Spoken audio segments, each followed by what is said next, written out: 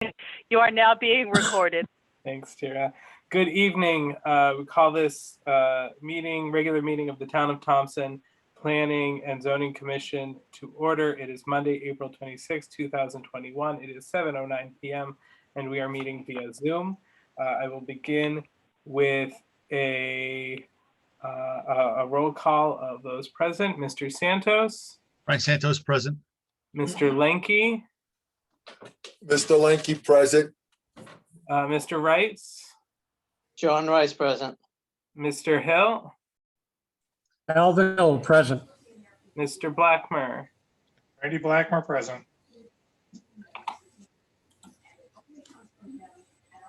Mike Krogel's right behind me. Oh, thank you, Mr. Lenke. Mr. Krogel. Hello, Mike Krogel here. Mr. Poplawski. Dave Poplawski here.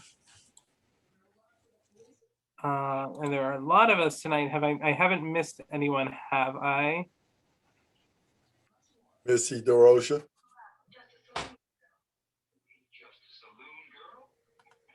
I don't see Missy here. Yeah, no, I don't see it there. Charlene Langlois. No, I think I've got everyone. If you're a commissioner whom I have not called, please let me know, but I think I've got everyone who's present. So we will seat Mr. Hill for Ms. DeRogers, Mr. Santos, right? You're an alternate? I am, yes. Mr. Santos for Ms. Chattel, and Mr. Poplawski for Mr. Nelson. Okay. Item 2, public hearing. There is none. Item 3, discuss public hearing and possible action. There is none. At this point, I guess I would request a point. Cindy, there were some amendments to the agenda you wanted to ask the commission to consider. Yes, I have it right here. Under new business, the last item, it would be, let me just lift the paper up here, sorry. It would be ABC, it actually would be D, because right now the agenda is, it's not right, the new business, but, so it would be D. So, Greg Clogg of Killingly Engineers would like to have a preliminary discussion on the following. 659 Riverside Drive, presently the location of Northeast Sand and Gravel development proposal. And there's two things to that. One would be zone adjustment from RRAD to DMRD. And the second is a preliminary presentation based on housing units in the DMRD zone. So if you, if I have your approval. Well, Cindy, before we get into that, so you're saying that should be item D because the agenda is wrong in other spots. We'll need to amend those as well. Right. So the agenda, so under new business, the agenda needs to be amended. You have to delete Mason House, 20 Chase Road, B. And that discussion comes under D, zone, Mason House Zone, Thompson Common Village District, and then informal discussion on construction of a tent platform in the rear yard for the purpose of hosting seasonal wedding reception. So, Okay, and Cindy, was there something in old business as well that you thought should be corrected? oh, Madison Ave. Okay. We don't have anything to talk about on Madison Ave. Okay, so I am going to move to amend the agenda in the following ways. To strike item 11B, Madison Ave, and place 11C as 11B. To combine items 12B and 12D as one item, 12B. And to add item 12D, preliminary discussion of 659 Riverside Drive, a development proposal, and questions regarding, or discussion regarding zone adjustment and a preliminary presentation on housing units in the district. I'll second. Motion made by the chairman, seconded by Mr. Santos. Is there any discussion on the motion? Mr. Chairman, could you repeat that? You're saying you're moving one to C. What happened to the current C, 53 Wrightson Drive? Yeah, no, so that stays the same. The only ju- change to a C is in 11C. We're eliminating Right, old business 11B, and so 11C will become 11B. In new business, 12B and D are combined right. as 12B, Okay, I thought you said 12C. Okay, and 12C stays the same. Right. And then the new item becomes 12D. okay. That's the new D would be what, 50, what, Riverside Drive? 659. Thank you. Thank you. Any further discussion on the motion? Hearing none, a yes vote will amend the agenda. A no vote will reject the amendments and leave the agenda as posted. Mr. Santos, Frank Santos, yes. Mr. Lanky, John B. Linky, yes. Mr. Krogel, Mike Krogel, yes. Mr. Rice, John Rice, yes. Mr. Hill, Alvin Hill, yes. Mr. Poplawski, Dave Paplowski, yes. Mr. Blackmer, Randy Blackmer, yes. Joseph Brody Brown, yes. The agenda is amended. Item 4, approve the minutes. We have the minutes of the March 22nd, 2021 Planning and Zoning Commission regular meeting minutes. Move the approval of the March 22nd minutes. Second it. I'm sorry, who was the second there? Mike Krogel. Mr. Krogel. Okay, thank you. Mr. Blackmer moves, Mr. Krogel seconds the acceptance of the March 22nd, 2021 regular meeting minutes. Any discussion on the motion?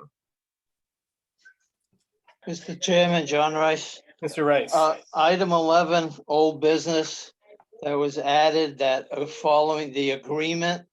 Says the following is agreement that was received from Attorney Roberts. yes. You up on that? Okay. Mhm. I would suggest or like to see on the last page where the first selectman signs that agreement. I would think that the planning and zoning chairman should also sign that, seeing how this has to do with land use. And I don't think it's the sole responsibility of the selectmen to do that. I would like to see the planning and zoning chairman also co-sign that. Just a suggestion. Yeah, no, I appreciate the suggestion, Mr. Rice. And it may be better suited for a discussion at another point. I think unless that discussion came up at the meeting, right? This is the minutes are a reflection of the meeting as it was held. Well, maybe I didn't recall having this item from Attorney Roberts, I guess. I didn't have it anyway. Okay, whatever. Just a point that when I got this package, I just read everything on it, and I don't recall discussing that at the previous meeting. I remember discussing it in the agreement, but developing an agreement, but I didn't think we had the agreement in hand. That's it. Maybe somebody else can remember that we did. Yeah, we did, John. We did have the agreement with us. All right. Thank you, Mr. Rice. Then Mr. Rice. to unmute here. Would it be proper to amend this at this point, or how would we? Well, I guess it's up to the commission as a whole as to change this if they're in favor of having this agreement signed by the chairperson also. Well, we Yeah. didn't do that at the meeting, though. If you want to do that as a separate issue tonight, it'd be another agenda item, in Yeah, my Jo- opinion. Joe, Right, Mr. Santos? I actually, that night we agreed to this. Was it executed on that Wednesday? I believe it was going to be executed like that week, right? This agreement?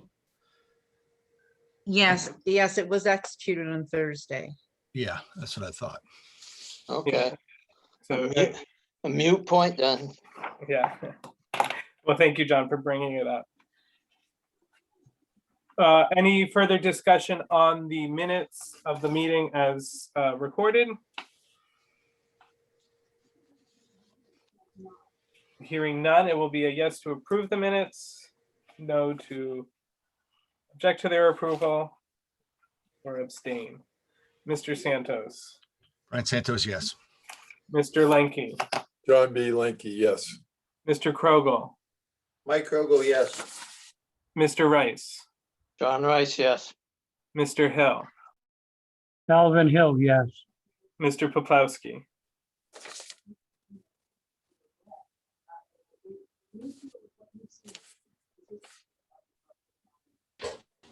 Dave Poplawski, yes. Mr. Blackmer, Randy Blackmer, yes.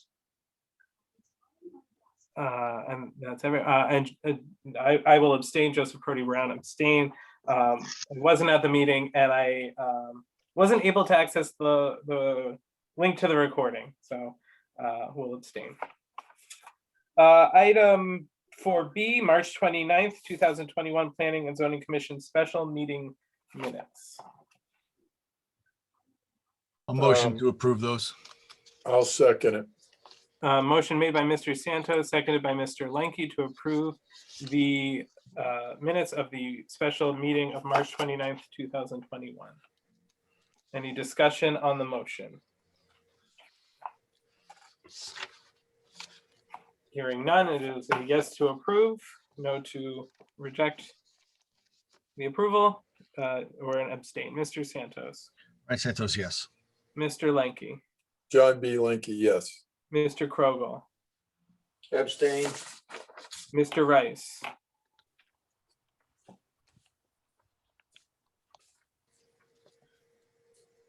John, you're still muted if you voted. John Rice, yes. Mr. Hill, Alvin Hill, yes. Mr. Poplawski, Dave Poplawski, yes. Mr. Blackmer, I abstain, wasn't at the meeting. and Joseph Perotti Brown, yes. The minutes are approved. Item 4C, April 14th, 2021, Planning and Zoning Commission Special Meeting Minutes. A motion to approve. Second it. Motion made by Mr. Santos, seconded by Mr. Lenke to approve the minutes of the April 14th, 2021 special meeting. Any discussion on the motion? Hearing none, it will be a yes to approve, no to deny their approval, or an abstention. Mr. Santos, Brian Santos, yes. Mr. Lenke, John B. Linky, yes. Mr. Krogel, Mike Krogel, abstain. Mr. Rice, John Rice abstain, who was not in attendance. Mr. Hill, Alvin Hill, yes. Mr. Poplawski, Dave Poplawski abstain. I wasn't at that one either. Mr. Blackmer, I abstain, wasn't present. and Joseph Perotti Brown, yes. The minutes are approved. Item 5, applications, Planning and Zoning Commission, application 21-04, applicant Keith and Carolyn Champagne, property owner Charles Adam, 230 Pleasant Street, Seekonk, Massachusetts, for property located at 1321 Thompson Avenue, map 114, block 24, lot 54, zone RRAD, request for a 2-lot subdivision. This was tabled at our March 22nd regular meeting to today. Okay, good evening, everyone. I'm Daniel Blanchette. I'm a licensed civil engineer with J&D Civil Engineers. I'm here tonight to represent a 2-lot subdivision for my clients, Keith and Carolyn Champagne, and also the owner, Charles Adams. So this property is about 10 acres in size and it's located at the northwest corner of Little Pond. It has frontage at the dead end of Bacola Road. It also has frontage on Thompson Road, Route 193. This property has an existing house and septic system that's located close to Route 193, and we're proposing to cut off a new 7-acre lot that will have the waterfront access for my clients Keith and Carolyn Champagne. If you'll notice, actually the zone cuts right through the middle of the property. So half the property is rural residential agricultural, half the property is in the lake zone. And so it might look a little confusing, but on our cover sheet, we do have a table that breaks down the zoning compliance for 2 zones. And we did receive wetlands approval shortly, a little while ago. We have our health department approval. And so now we're kind of here for the last step of the zoning permit. Oh, thank you. So this is the boundary survey sheet. You can see, I guess in the top left, you see the existing house. And then you can see the center, or most of the right side, is what we're cutting off. We're cutting off the eastern side that has the waterfront access. And now one of the slightly unusual features of this project is that Bacola Road is only 35 feet wide. Now, in a zone, an interior lot's required to have 50 feet of frontage. So the frontage on Bacola Road's not sufficient to create a new lot. And so what we did is we created a 50-foot access strip that wraps around the north side of our property that connects out to Thompson Road. So again, the legal frontage is off Route 193. However, the driveway will be located off of Bacola Road. We had the wetlands delineation was done by Mike Schaefer some time ago, and then partially revisited by Margaret Washburn. You can see the wetlands pretty much surround the entire property, and there's a kind of a high dry knoll at the center where all the construction will be. I'll also call your attention while we're on this sheet. You can see right at the end of Bacola Road, we're proposing an easement in favor of the town. It's my understanding that the town has a lot of difficulty plowing and turning around on Bacola Road. And so again, working with the Highway Department, we have proposed a 50-foot by 75-foot easement in favor of the town of Thompson for plowing and snow removal. And I think maybe if we could go to the next sheet, please. Okay, perfect, right. So here's the site plan. And so you can see again, the driveway with a little hammerhead turnaround for the town to turn their plows around. And then the driveway comes up the center of the site. You can see the house is on the right-hand side of the driveway. There's also a detached garage on the left-hand side of the driveway. There's a septic system to the north of the house. And then actually on the eastern side, we're proposing some stormwater infiltration to capture any roof runoff, or I should say the majority of roof runoff. The wetlands along the east of the property, in between Little Pond and the house, are actually one of the noteworthy wetlands in town. And so the 200-foot upland review area is applicable here. And so by the time you go 200 feet from the east, 100 feet from the west, virtually the entire property is within the upland review area. But again, there's no work proposed within the wetlands themselves. All the work is within the upland review area. This site is also mostly clear already, so we don't have to cut very many trees to build this house. There's kind of a nice old orchard at the center of the property. And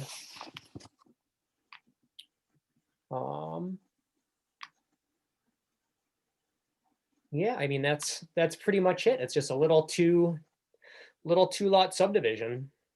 I'd be happy to take any questions. Thank you, Mr. Blanchett. Do any of the commissioners have any questions for the applicant or their representative? Cindy, did you write a memo on this one? Yes, I did. I had asked concerns about the drainage calculations because it's so close to the lake. And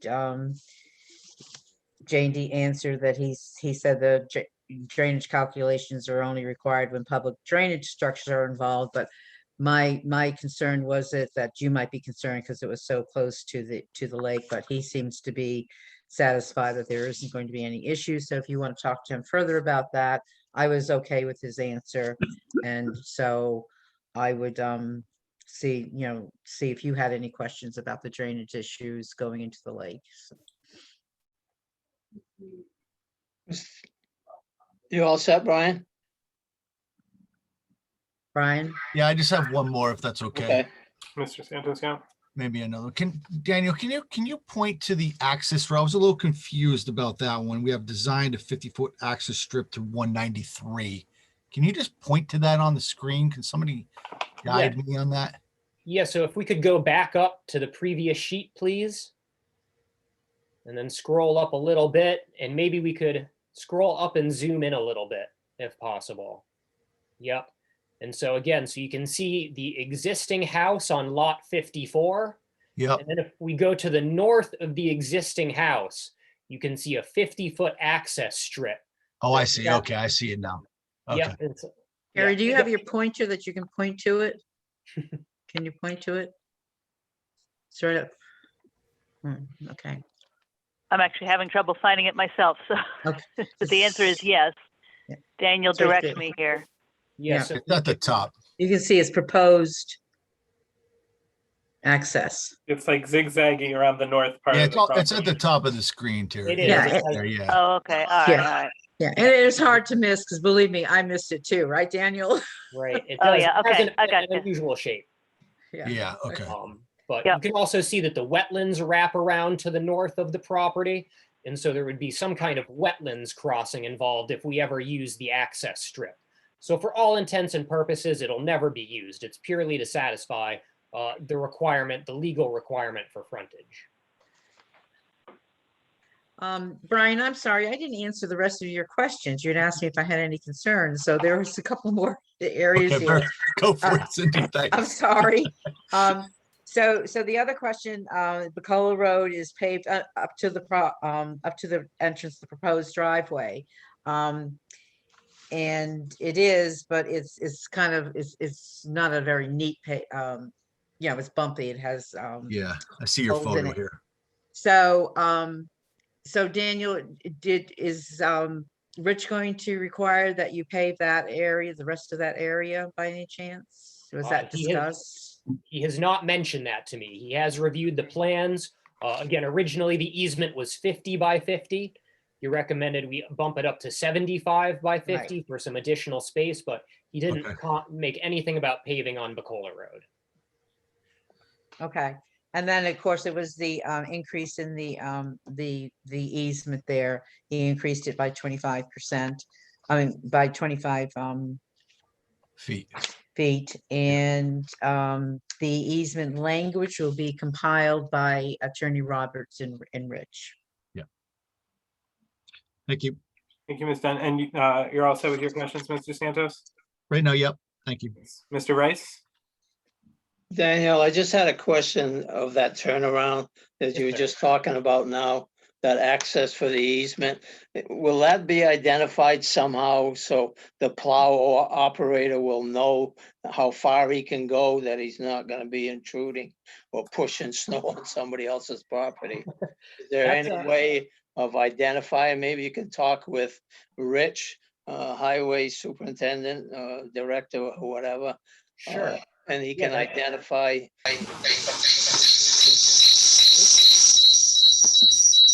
Not me.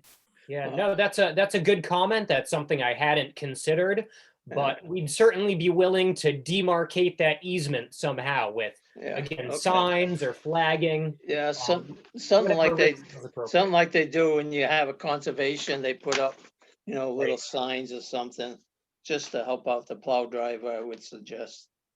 You want to make that a condition, John? No, Oh, I don't have to okay. have it in writing. I trust that Okay. if we tell J and D to do something, they'll do it.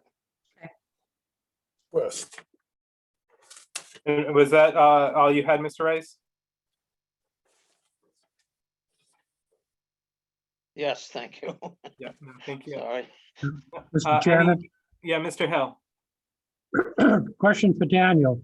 Paved driveway, is that pervious or impervious?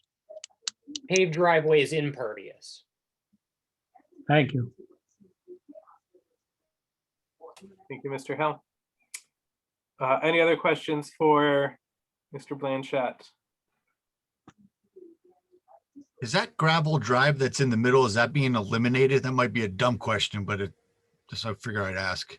No, so that's the existing access to the site. There's already an existing gravel driveway that, if you're brave and have a four-wheel drive car, you can drive down it. Yeah. And, Okay.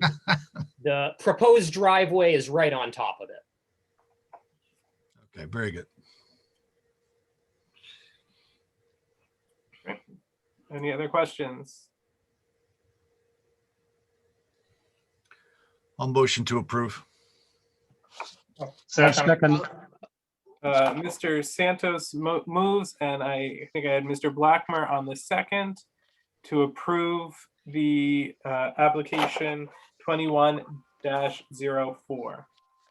Any discussion on the motion from the commissioners?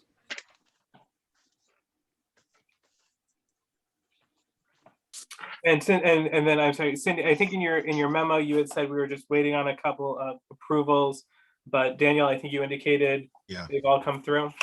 Yes, sir. Yes, so Daniel, if you could send that to me for the record. Of course. Okay, thank you. Great, thank you. Any further discussion? Okay, hearing none, it will be a yes to approve, no to deny. Mr. Rice,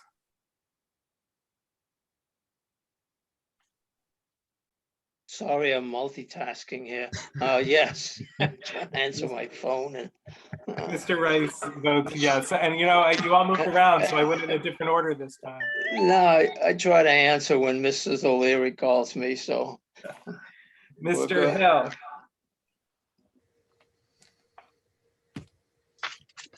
Alvin Hill, yes. Mr. Lenke, John B. Linky, yes. Mr. Krogel, Mike Krogel, yes. Mr. Santos, Brian Santos, yes. Mr. Poplawski, Dave Poplawski, yes.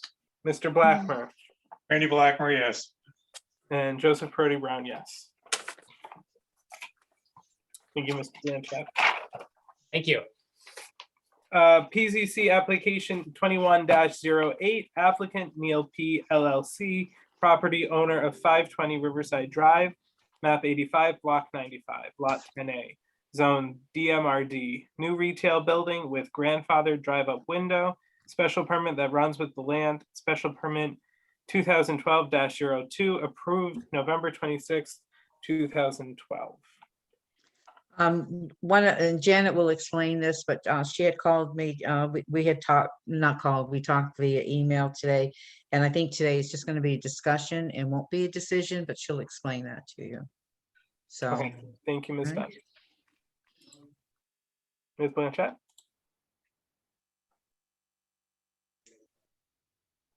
she's here. Janet? Yes. I'm sorry, I needed to unmute myself and my mouse wasn't working well. Good evening, Janet Blanchett with J&D Civil Engineers. This application is very similar to the one the town approved in 2012 for the Thompson Liquor Plaza. At that, the existing building is there on the right, which is in the north side of the property. It currently houses the liquor store, a dentist and a daycare. It's about 5,000 square feet with 35 parking spaces. So what they'd like to do is on the southern half of the property, add an additional retail / office building. That is a use permitted by right in the downtown Mill Rehabilitation District with a site plan review. The primary difference between the plan that you see before you this evening and the 2012 plan is the orientation of the building. The owner would like to build his building now like parallel to Riverside Drive with the front face in line with his existing building. And the previous approval had the building on the far left of the property running perpendicular. That's really the size of the buildings were pretty similar. What's proposed now is to build up to 7,200 square feet of new retail. And what the owner, Mr. Neil Patel, would like to do is to relocate the liquor store into the majority or 5,400 square feet of the new building. His business is doing very well and his store is crowded. So we can see a lot of benefit of building a store that's about twice as big. He'll have, a better loading situation with a loading space to the rear of the existing building and a special loading door instead of the trucks taking up the front parking lot. He'll have a separate door for the redemptions. And at this time, the vacant space that he won't be operating, he doesn't have tenants for, so he'd like to keep his options open, which is one of the reasons why he requested that if the commission allows it, to keep the special permit for the drive-up window. Currently, the new zoning regulations don't allow drive-up windows in this zone. Mr. Patel is, not only does he see leaving his options open for traditional businesses that use drive-ups like banks, pharmacies, and coffee shops, but he sees in these days of pandemics that there can be a need for many businesses that would value a drive-up window, whether it's a tax preparation service and they can hand you your tax forms, or a craft store where you can call ahead and order and then they can hand you your delivery out the window. So it's important to him, but I know that it's a gray area because of different legal decisions. I discussed it with Tira and Cindy at a meeting about a month ago, and I know they got some court decisions that they forwarded to you. But the reason why I guess I interpreted that I thought that the drive-up window would be grandfathered was because when I asked her if she would please ask the town's attorney Roberts for his opinion, he responded in an email to Cindy, which she forwarded to me. And it says, I think the drive-through approval would run with the land, but you should probably check the specific terms of the approval to make sure that it wasn't tied to a specific use. And at that time in 2012, they also did not have a tenant. So it was not tied to a specific use. It wasn't, only a bank or only a coffee shop. It was a to be rented space that could use retail space that could use a drive up. So I feel like this is probably a pretty straightforward application with that one, issue that we would be looking for your interpretation, your direction, what your feeling is about it. And Cindy was kind enough to say, let me bring it to your attention this evening, because I won't be, if your meeting is not on Zoom in May, then I'll be out of state, so I won't be able to attend. So I just wanted to explain that at this meeting. The Wetlands Commission won't be rendering a decision until May, which is why I didn't think that this commission would be acting this evening. And Janet, when was that email I sent you on the decision on Rich Roberts, Attorney Roberts? Do you have a date on that? yes, March 25th, Thursday, March 25th. Because That's when you sent it to me, but you cut and pasted it out of an email that he sent to you. So the date he Um, sent it to you okay. may be a little bit prior to that. Okay. Janet, was that, was there, do you remember anything in, was it 2012 when that was to put on the deed? Yes, it was initially approved by the Planning and Zoning Commission for a special permit in 2012. I think they came back and renewed it with, in 2016. So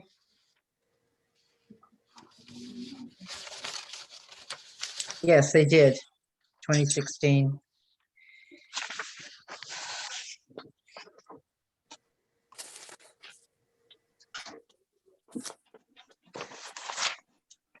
I wouldn't see any problem with it.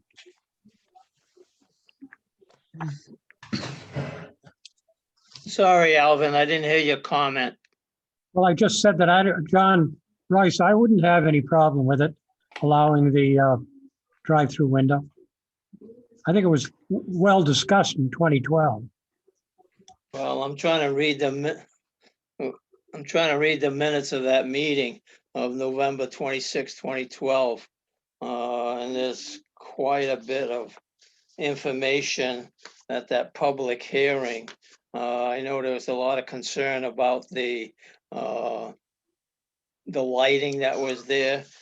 Cindy, have you gone through the minutes of that meeting on November 26, 2012 as to what we talked about at that public hearing? And I think I did at the time when Janet and Tara and I went through it, but I have to be very, very honest. I just put it into your packet, the information. I believe I put it into your packet. I thought I did. Yeah, it is. It's in here. Oh, okay. Yeah. So, I wonder, no, to not John- recently. to your point, yeah, some of the questions in the public hearing were about the headlights and the lighting of the drive-up window. Right. But if I understand Janet correctly, the orientation of the building, and therefore I assume the orientation of the drive-up window will have shifted. Is that right, Janet? that's correct. Now. The lighting, Janet, would be south, right? South facing.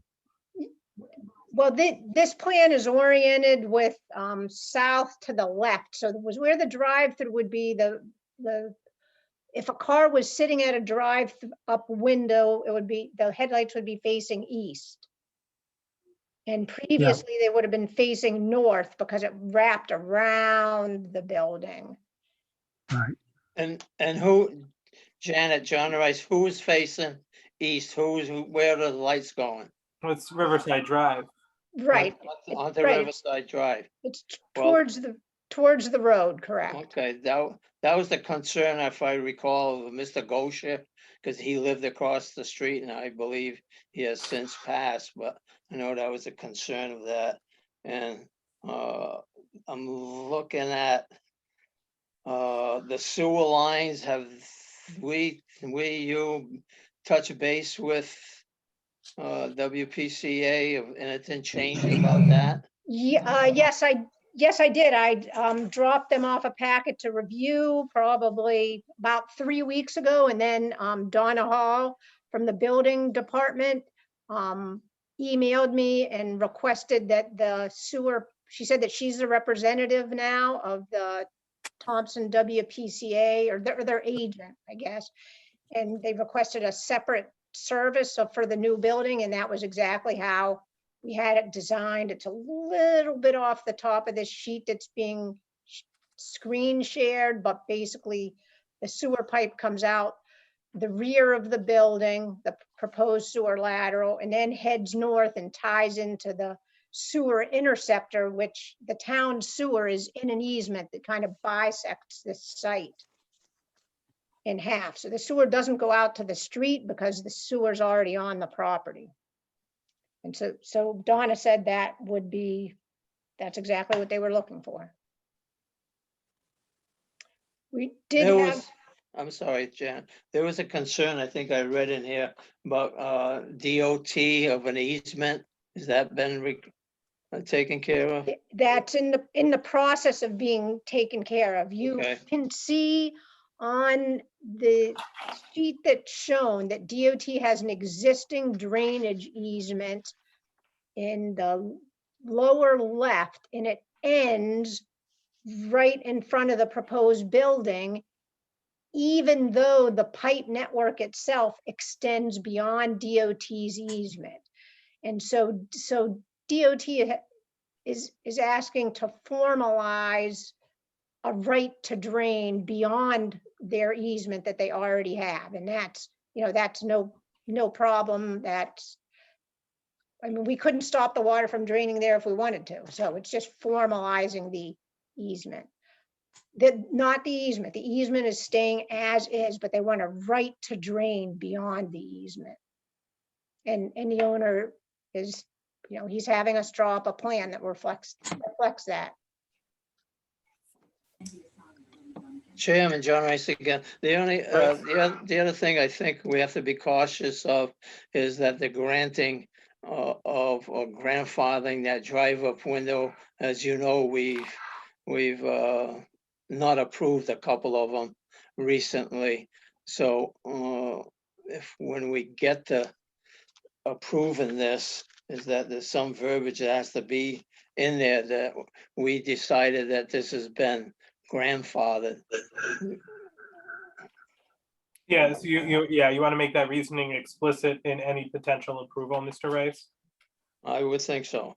In that, as you recall, that gas station down the road there requested that drive-through and we disapproved it. Right. Yeah, thank you for that. Because of space. Any other questions or comments regarding this application? Questions from Ms. Blanchett or? So if because it's not going to be finalized tonight, a decision won't be made on it tonight because of the inland wetlands.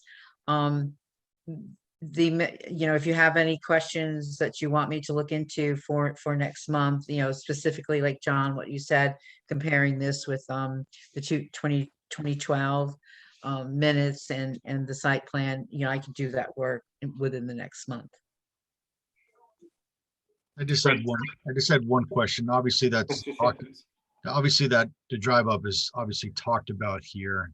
It says it right here, number 3 in the 2012 minutes. The owners of the property stated that currently they do not have any tenants for the new space. It may be that a drive up window may not be needed. And that was the only thing that was noted in the minutes, and then it was just approved. But Janet, the write-up that's in here that I'm looking at here was this the deed write-up? Because this talks about the window drive-through as well. I don't know what I'm really looking at here. This talks about the current owner of the property, Neil Patel, also wants to construct an additional commercial building with a drive-up window that was attached to the 2012 minutes, I believe. So is that what is this document that I'm looking at here?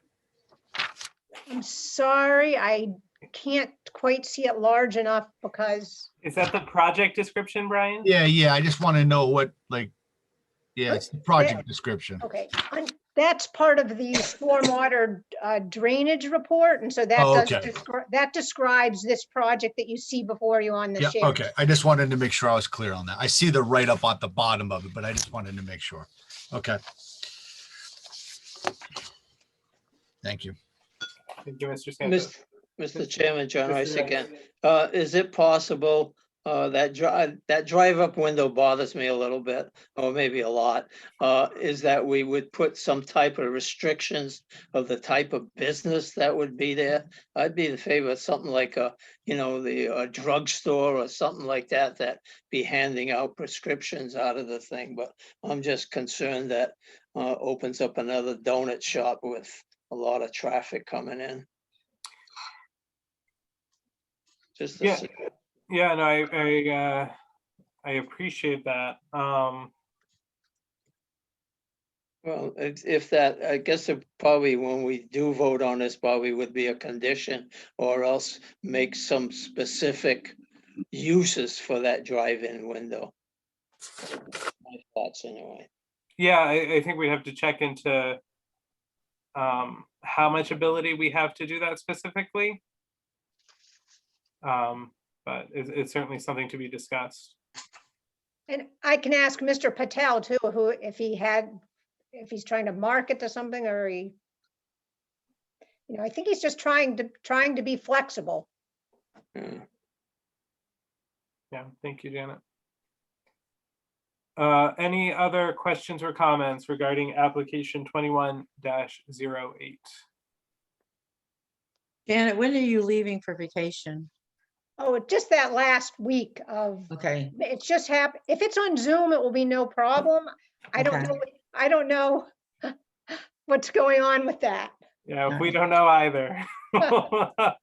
So yeah, thank you. Yeah, so if commissioners, if you do come up with other questions or thoughts, please forward those to Cindy so that she can get answers for us ahead of that next meeting.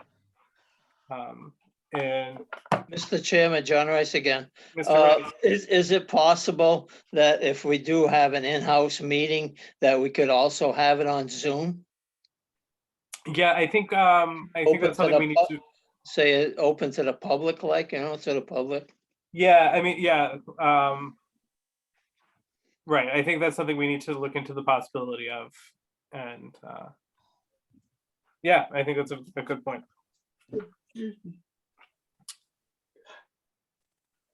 Jim, Mr. Poplawski.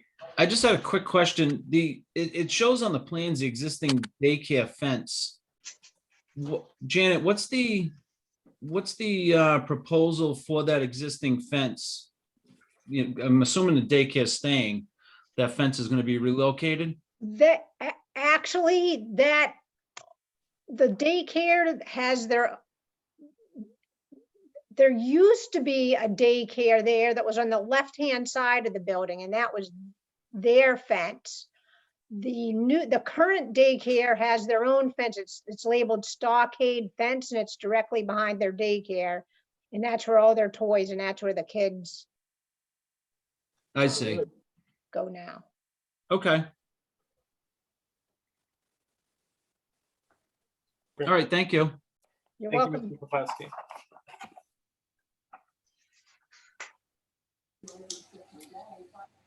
If there's nothing else, then I would suggest tabling this to our next meeting. So move. Motion made by Mr. Blackmer and seconded by Mr. Santos to table application 21-08 to our next meeting on May 24th, 2021. Any discussion on the motion? Hearing none, it's a yes to table, a no to take another action. Mr. Santos, Ryan Santos, yes. Mr. Rice, Multitasking again. John Rice, yes. keep catching you. You're like my students, John. Well, it's just, I thought you went to somebody else before you came to me. Mr. Lenke, John B. Linky, yes. You Mr. changed it. Krogel, Mike Krogel, yes. Mr. Hill, Calvin Hill, yes. Mr. Poplawski, Dave Poplawski, yes. Mr. Blackmer, Randy Blackmer, yes. Joseph Prody Brown, yes. Thank you, Ms. Blanchett. Item Planning and Zoning Commission, application 21-09, applicant Town of Thompson Planning and Zoning Commission, 815 Riverside Drive. Amendments to the amended planning and zoning regulations approved on September 15th, 2020. We'd like to have a public hearing set to act on the work we've already begun doing to address some issues in the most recent amendment of the regulations.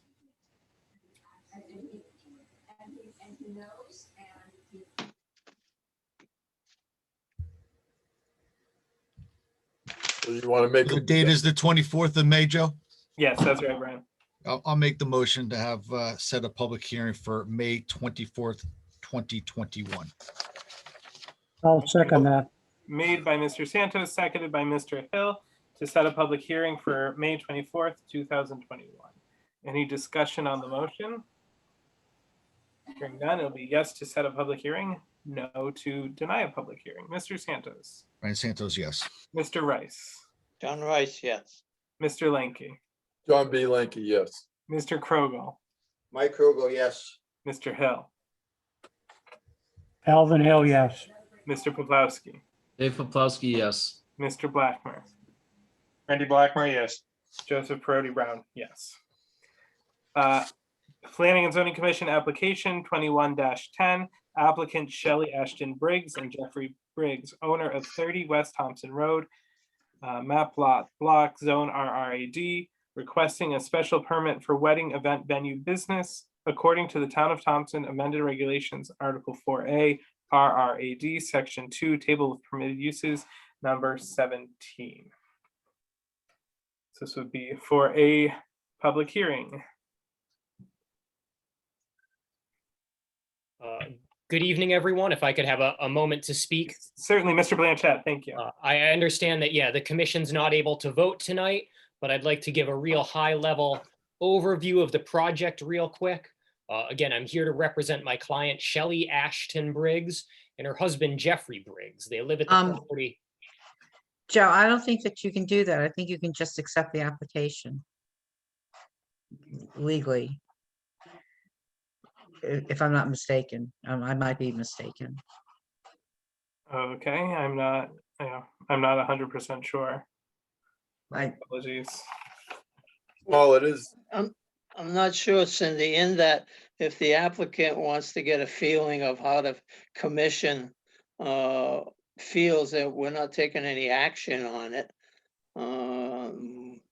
a preliminary discussion. all right, if that's what you're doing is a preliminary, on applications preliminary rather discussion, that- you just don't want to, That the commission doesn't, or the applicant can't say, well, you discussed this and you said yeah to it. That's Okay. not gonna hold any water. if you want Okay. to- all right. That's my point, but it's okay. I just might be confused. It's just been a busy 2 weeks, and so I am going to double check that with the attorney to make sure that that I don't say it out of context again. So, Well, okay. that used to be in our old regs. I don't know if it's still in there. Pre-conference meeting with the applicants. Right, preliminary, but this is, but you actually have the application in front of you to accept for a public hearing. And that's why you just get the application and you don't get any Okay, then research done by the office and et cetera. I'll withdraw my comments on that then if we're gonna discuss that specific application. Yeah, no, that is a good distinction, Cindy, and I think it has been our practice simply to accept the application for public hearing and to set the date. So my apologies, Mr. Blanchett, for leading you astray there. Cindy, thank you for keeping us on the straight and narrow. I appreciate it. With that, so the application is 21-10. I make a motion, Mr. Chairman, that we move it for next month's meeting we accept the application. That's For a the- public that- hearing. And would you like to set a public hearing as well, Mr. Lanky? Yes, On May 24th, 2021? thank you. Excellent. starting to Motion has fall been asleep. made to accept the application and set it for a public hearing on May 24th, 2021. Second, I second it. Wake me up later. The second from Mr. Santos. Any discussion on the motion? Yeah, you can, Go ahead, John. you can untie the leash now, Joe. Hearing none. Yes to set the public hearing. Mr. Santos, Brian Santos, yes. Mr. Rice, John Rice, yes. Mr. Lanky, John B. Lanky, yes. Mr. Krogel, Mike Krogel, yes. Mr. Hill, Alvin Hill, yes. Mr. Poplawski, Dave Poplawski, yes. Mr. Blackmer, Randy Blackmer, yes. Joseph Parodi Brown, yes. Thank you. Item 6, applications received after agenda posted. Yes, we do have one. I Okay. did send it to you, but I can read it here. PZC application 2112, applicant Strategic Commercial Realty Incorporated, DBA Ross and Materials of 6 Kennedy Drive, Putnam, Connecticut. Property owner River Junction Estates LLC, 204 Munyon Road, Putnam, Connecticut, 06260 for gravel mining at the property located at 0 East Thompson Road, map 154, block 5, lot 10, zone RRAD. Creation of 3.5 plus minus acre pond, approximately 120,000 cubic yards of sand and gravel will be removed from the site to create the pond. And this is an application to accept for a public hearing at the PZC meeting, May 24th, 2021. Thank you, Cindy. Cindy, what was that number? Was that, you said 12? Yes. What happened to number 111? That's probably a home occupation permit, which I didn't get time to write it into your Okay, just checking. report. You're not skipping a number here. Okay, is there a motion to act on application 21-12 So move, John Rice. to, Mike Rogo, second. and sorry, who was the second there? Mike, Mike, Mike Rogo. Okay, motion has been made by Mr. Rice to accept the application and set a public hearing for May 24th, 2021, seconded by Mr. Krogel. Any discussion on the motion? Hearing none, it will be a yes to accept, no to deny. Mr. Santos, Right, Santos, yes. Mr. Rice, John Rice, yes. Mr. Lanky, John B. Linky, yes. Mr. Krogel, Mike Rogo, yes. Mr. Hill,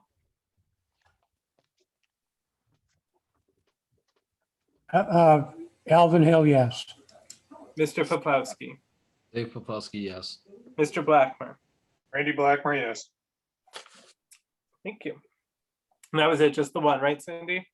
Yes, that was it. Thank you. Item 7, citizens' comments. Certainly, if anyone at the meeting would care to make comments to the commission at this time, certainly if you're able to indicate in the chat your name and address, and we'll recognize you in the order that we see you in the chat, or if you're unable to access the chat feature, you can make yourself known to the chair to be recognized.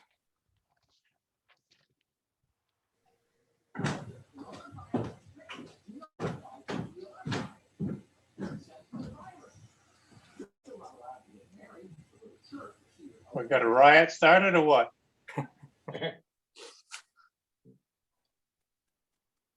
Okay, hearing no one for citizens' comments this time, I'm going to move on. Item 8, reports of officers and staff. 8A, the planner's report. Hi, I don't have much in the way of a report. I would say that I actually thought we were going to have on the agenda a discussion of accelerating the schedule for discussing the subdivision regulations. I think now that we're starting to get into the bulk of it, that it would be beneficial to move to every other week. Although my own schedule doesn't really allow that until June, but I think it's something we should definitely consider. I think we got good momentum when we were working on the zoning regulations, and we were meeting really, really aggressively because the material was always fresh for folks. And this is still a smaller document, but we are discovering, I think, that there's more to be discussed than perhaps we initially thought. I mean, just in the last one, you know, it took us 2 hours to get through 4 pages because we were going back and forth and discovering that things were redundant to other sections, very strangely worded. You know, so just using that pace as a benchmark, I think over the summer, meeting more frequently would probably work well so we could try to bring this in this year. Yeah, thank you. I think that's a good idea. I would agree with that.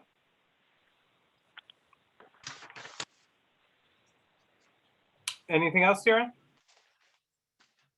No, I think Not really. You should all go to the Makers Fair on Saturday. planning on it. Like you should be. I guess I'll give a brief update on the affordable housing plan working group as well, that we have started meeting, and that, we'll start to be doing some public surveys as of May. That's not formally a subcommittee of this commission, although commissioners are involved. So that is another process that, I'm really looking forward to working through this year, so we get that plan developed and adopted. Great. Thanks very much, Chair. Appreciate it. Item 8B, the ZEO memo, which we all received. Cindy, was there anything you wanted to draw our attention to specifically that's not already on the agenda, or? I don't think so. I'm just looking here.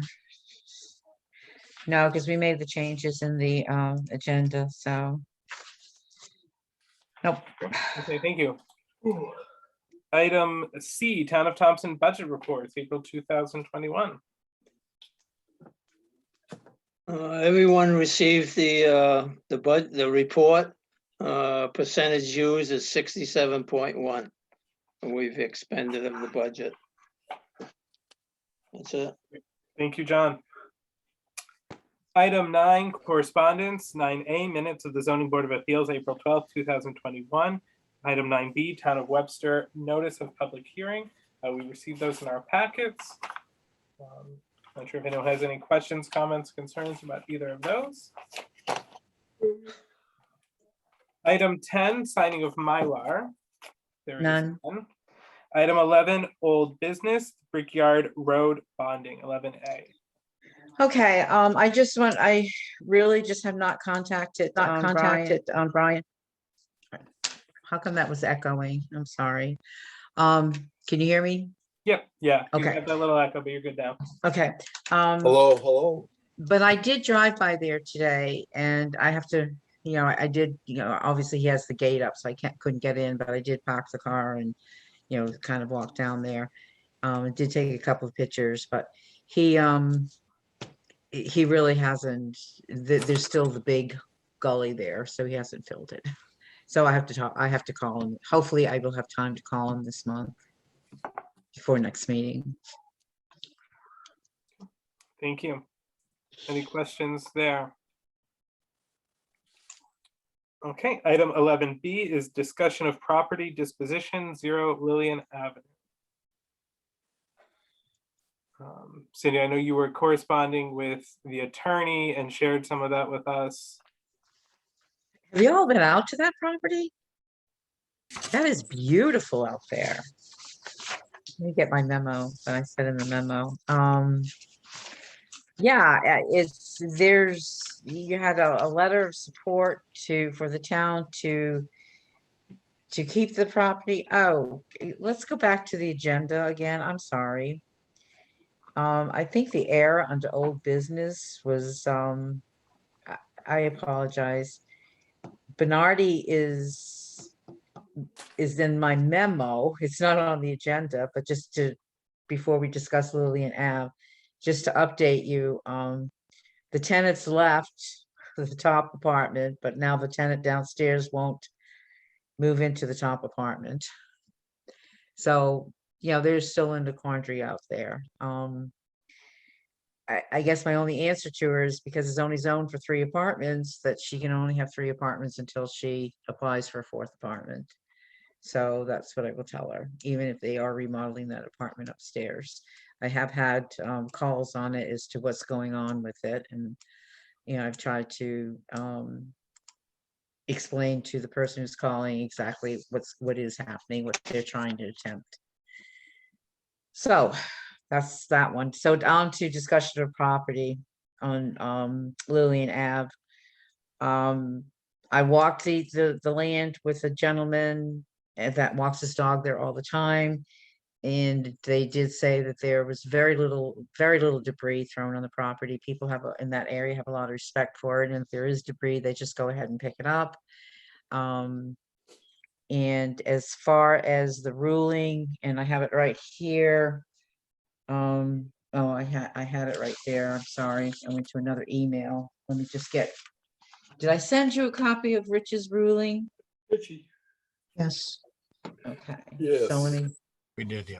all right, let me get that. It was Friday. He sent it, or today. Lillian Ave.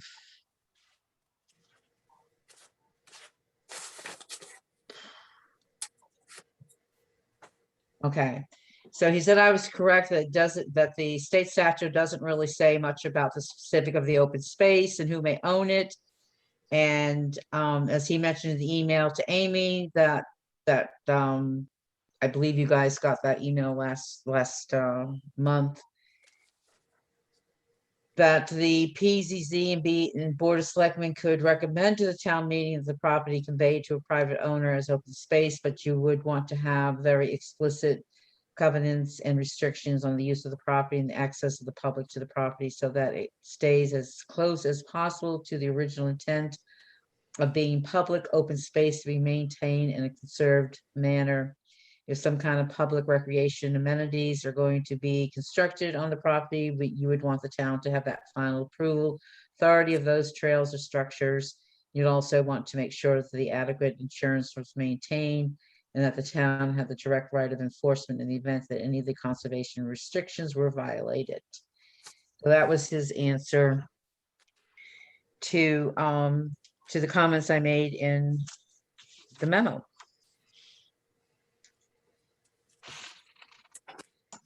So does anybody have any questions? Mr. Chairman, John Rice. Mr. Rice.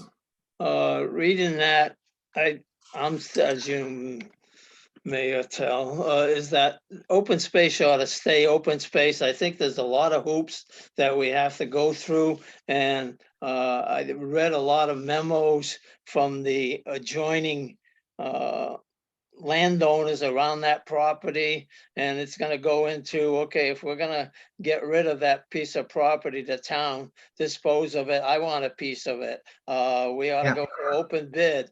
We got to do this, we got to do that. Even Rich is saying, look, all the things that we have to do. You have to be very specific about the covenants and the restriction. I'm all in favor and saying, hey, it's nice that the individual brought this up, would like to clean it up a little bit more, but I would say is that our recreation department would probably take a walk out there and they can utilize that space for everybody in that area, including kids, as was mentioned before, maybe swings, or soccer, basketball courts. They need recreation out in that area. So I'm saying we ought to maintain and keep that open space as is. Thank you. Thank you, Mr. Rice. Yeah, Mr. Chairman, if I can too. Mr. Santos. I totally support John Rice's statements there. And just to comment on the community, if some of them are present, I just want to say to the commission members that we should at least bring it up to other commissions, building committee, or like John just said, recreation, kind of put it on those agendas as well, just to not lose sight of this piece of property. I just don't want people to hear us talk about it. I want it to be able to move forward and actually take some action on it in the future. Maybe not right at this moment, but I just don't want it to be all talk. We should just put it on some other agendas, and some of us are on those committees as well. So just to bring it up at those commissions as well. Thank you. Thank you, Mr. Santos. Mr. Chairman? Mr. Poplawski. Yeah, I'm just going to chime in. I agree with the previous two speakers, and I did drive by there as well. I grew up in that neighborhood, and they did a real nice job with that area. Just a question for Cindy. Cindy, the boat and the trailers that are down there, they look like they're on that town property. Is that the number 6's property, or is that the actual town property? Because the way that slope goes down, it looks like the trailers could be on the flat part, which would be town property. I think that we have to find out who lives in number 6, Lillian, and ask them and just take a look at the plot plan. It could be right on the border. Yeah, And if they are on the property, then they will have to be removed to the homeowner's property. So, but I can investigate that for you. okay. I So, go ahead. I just one more comment. I think that, being open-minded, I think if there was some sort of a collaboration between the Webster Rec and Thompson Rec, a swing set is easily obtainable for down there. So I think that, if creative minds got together, I think that would benefit that whole neighborhood. So as far as the debris at the end on the border of on the subdivision there, and that's why I send you the color pictures, because you can see a lot better on the colored pictures. On the tree subdivision, the northeast picture, Lillian Ave picture, you can see right on the edge there's a red flag. So the gentleman I was with, we both looked at that, and we determined that that big stump there is on Mumford's property. But then if you look at the other photo that I took, on the other side of it, that looks like it's on the town property. And because the flags, you can see the red flags in that color picture I sent over, that was it looks like it's on town property. Oh, it's not in color. How come it's not in color? Oh, it's not in color because that's the way the packet went. But you got sent the color copies, right, guys? No. Oh, you didn't? Well, No, I wasn't. I don't yeah. think so, Cindy. That's what I was just looking for, and this is what I Yeah. found. But All right, well, you can see, this is the one that's on our property. You can see the flag it's white in the tree there. Go back to the other one with the stumps, the big stumps, Tara, please. That's Yeah, behind, this one right here. Go on that's the further one on behind the down. red house. Go on further on down, Tara, to the edge. Oh, there. It's right, it's there, believe me, I saw it. So. That's weird. You didn't get it in color. I'm sorry. So, okay. I never got that in my packet there, Miss Dunn. I'm got my packet here and it hasn't been in there. You didn't get these pictures in your packet? No, I did not. And I got it all right here in front of me. Okay, all right. But I got pictures of what you got. I've taken pictures of it. I Yeah, have it on. well, my you've been phone. there and you've seen it, So so, I've been there and I know what you're Yeah. talking, especially But- where the stumps are. But that is more on town property than it Yeah. is where it should not the be. big tree stumps aren't, no. The big tree stumps aren't. They're behind that red flag. The other side, the small stumps are on our property. But those huge stumps, unless you go with the measuring tape, it looked like they were right behind, sort of right on the line of where that red flag was. So I'll send you guys the pictures from my phone, the color pictures. They're on my computer.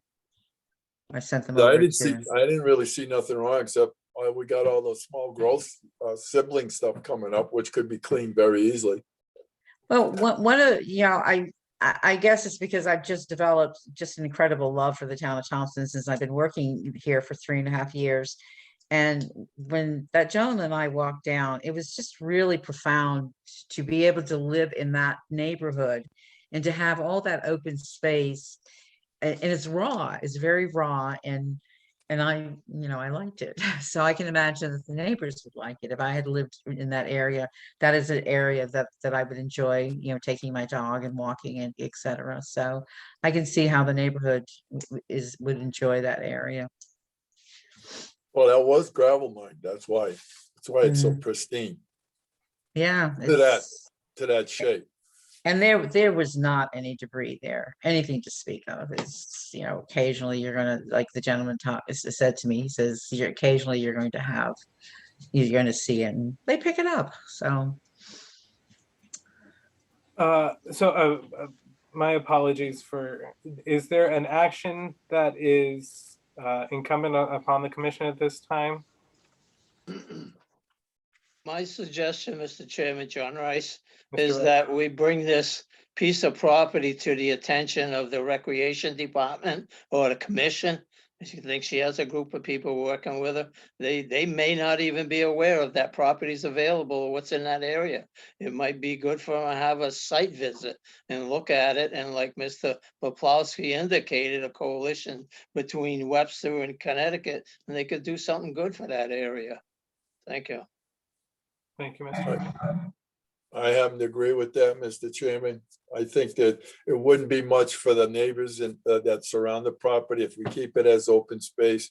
They might all collaborate too, it would benefit them if it stayed as open space and a recreational, like Mr. Rice said earlier, it wouldn't hurt to have a nice basketball court or something like that, where kids can go down or, let them go out there and play stickball or whatever it is, or something like that. And a good swing set, like Dave said, well, we have that little playground there at the four corners of what's Wilsonville and Wager and is it Pompeo or Passaic that ends up there? But that nice little site, if you had something like that, but a little bit bigger, something like where, where you have a half a dozen things where they could do running around on or something like that. That would be ideal.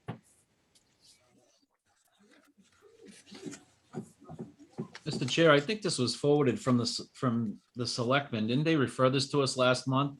Yeah, exactly. Thanks, Mr. Poplawski. That's what I was just looking for the I minute. didn't- Yeah, right. Yeah. Yeah. So this was forwarded from the Board of Selectmen for our consideration to, to recommend the sale or not, I believe. I'll make a motion that we don't recommend the sale. I second it. Okay, a motion has been made by Mr. Poplawski, seconded by Mr. Lenke, to not recommend the sale of the property at 0 Lillian Avenue. Any further discussion? Hearing none, then a yes vote is to not recommend the sale. It's a little counterintuitive on this one. No vote would take another action. Mr. Hill, Alvin Hill, yes. Mr. Lenke, John B. Linky, yes. Mr. Krogel, Mike Krogel, yes. Mr. Santos, Brian Santos, yes. Mr. Poplawski, Dave Pavelski, yes. Mr. Blackmer, Randy Blackmer, yes. Mr. Rice, John Rice, yes. and Joseph Perotti Brown, yes.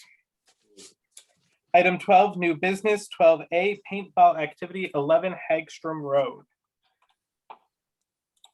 Okay, let me just get my memo here.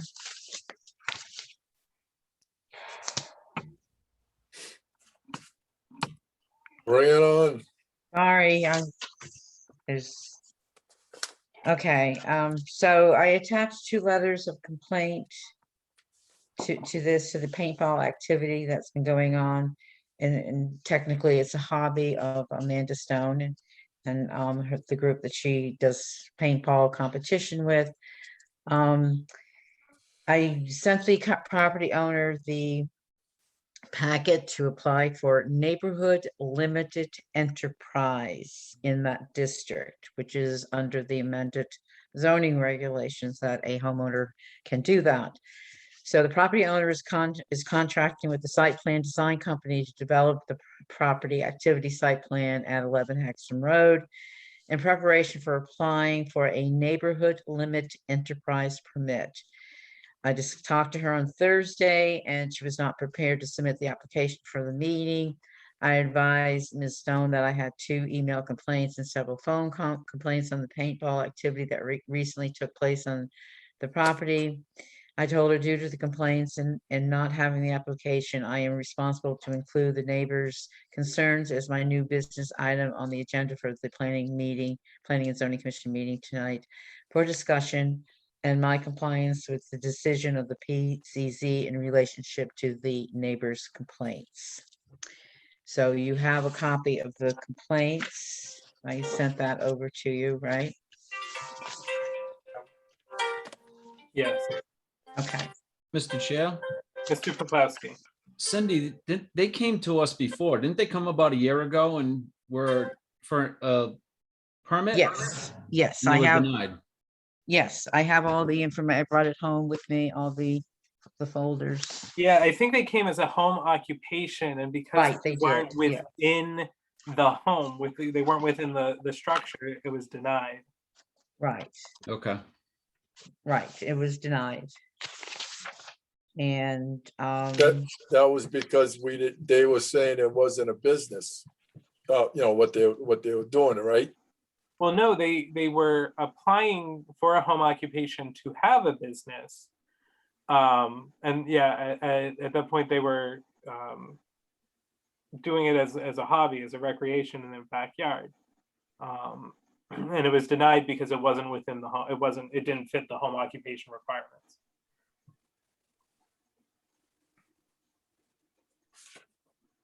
Well, Right.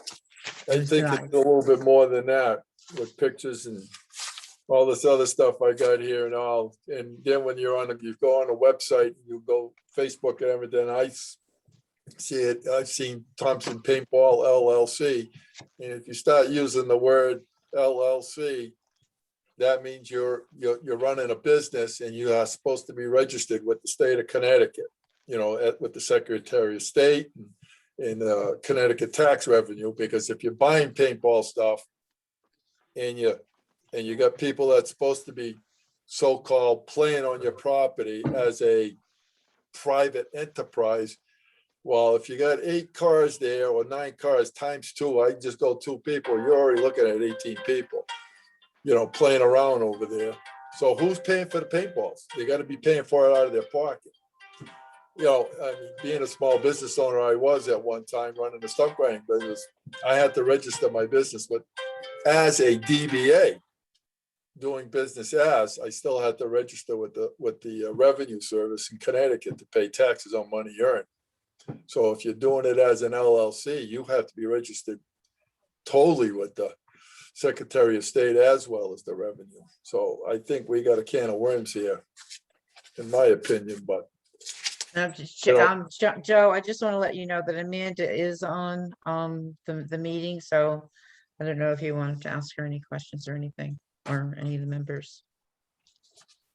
Joe, can we discuss this among the commissioners first? I have a comment. I don't know if anybody else does, but I guess number one is that, Cindy, are we saying that this falls under that last item, any other uses not anticipated? And No, it's gonna fall under neighborhood limited enterprise, Yes, which is permitted in all the zones in the town of Thompson now. So I gave her the criteria for neighborhood limited enterprise, which includes the criteria for home occupation. And then it has additional criteria, and the Planning and Zoning Commission has to approve the site plan for that project, for that business on that property. you happen to know what page all that criteria is on in our Well, regs? oh, sure. Let me just get it. I have the book right here. Hold on. Mr. Chairman, if I may, while she's looking for that, just to sort of clarify a little bit, it is up to the commission whether, upon the applicant making an application for a neighborhood limited enterprise, you believe it fits the criteria, right? It's not so much that it's not as cut and dried as some of the other things have been, right? There are some other issues around this property that probably need discussion. And I just wanted to jump in there because the way it was being phrased was a little more, here's the application for you to approve. It is more of a discussion and consideration by the commission, I think, than is implied in what's been said here. I don't think anybody implied that they would approve it. It's for them to decide to approve it when the application comes in, if it fits the criteria. But anyways, it is on page 56, Article 5. The first part is the home occupation, and the second part is B, neighborhood limited enterprise. And so we go through the criteria, and then because on the neighborhood limited enterprise, let me turn the page over. you pretty much require a site plan. So then I referred over to Article 3A, Section 4, which Yeah. is, Can I just jump in for a Requirements. second, Cindy? mhm. Oh, that was some dramatic Yes. music to help me. Yeah, and I just wanted to draw everyone's attention to the opening. This, we'll discuss this more, I suppose, when there's an application in front of us. But right, the neighborhood limited enterprises section begins. Neighborhood limited enterprises are small businesses that may reasonably be pursued in a residential district, but which may be shown to cause sufficient intensification of use as to require review and approval by the commission. Such intensification may include, but is not limited to, increased need for parking, increased outdoor activities associated with the business, or increased vehicle traffic. Right, so it's within the purview of this commission to review those intensifications and see if they're appropriate for the property.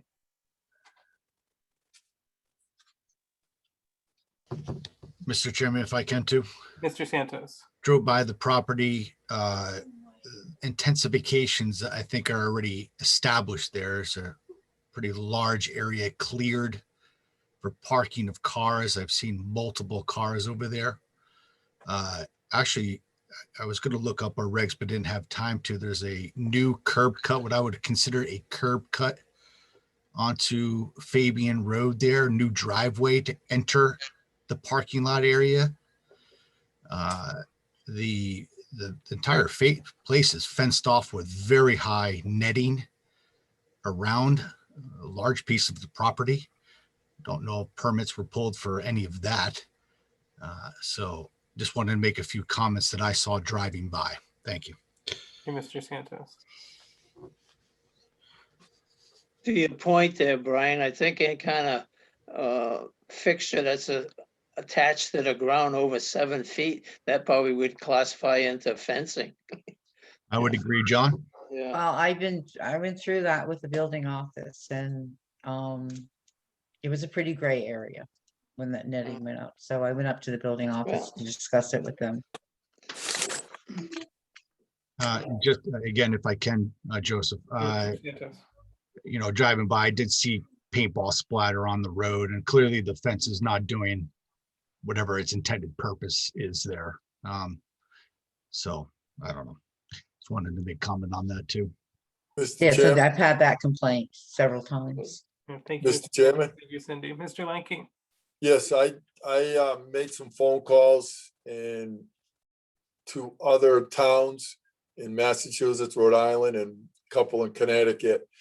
There is, with the netting, there is, so to speak, not a restriction to it, but it does require that a netting can be regulated by the commission or building inspector or whatever, for whatever purpose of what is being used for, for as protection and height.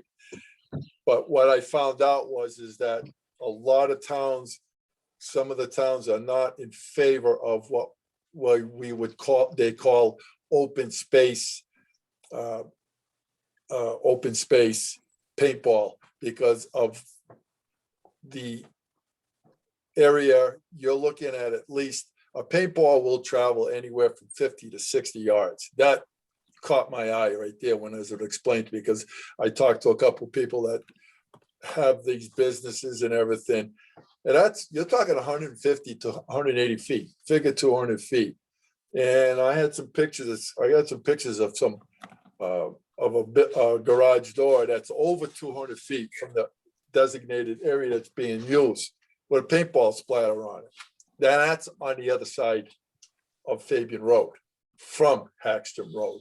So, to me, and if there's kids around there, grandkids or whatever there's around, we're talking a real residential area, and agricultural. So, this is something we really have to look at. We might have to down the road look at our regs on this and really put some thought into it about this.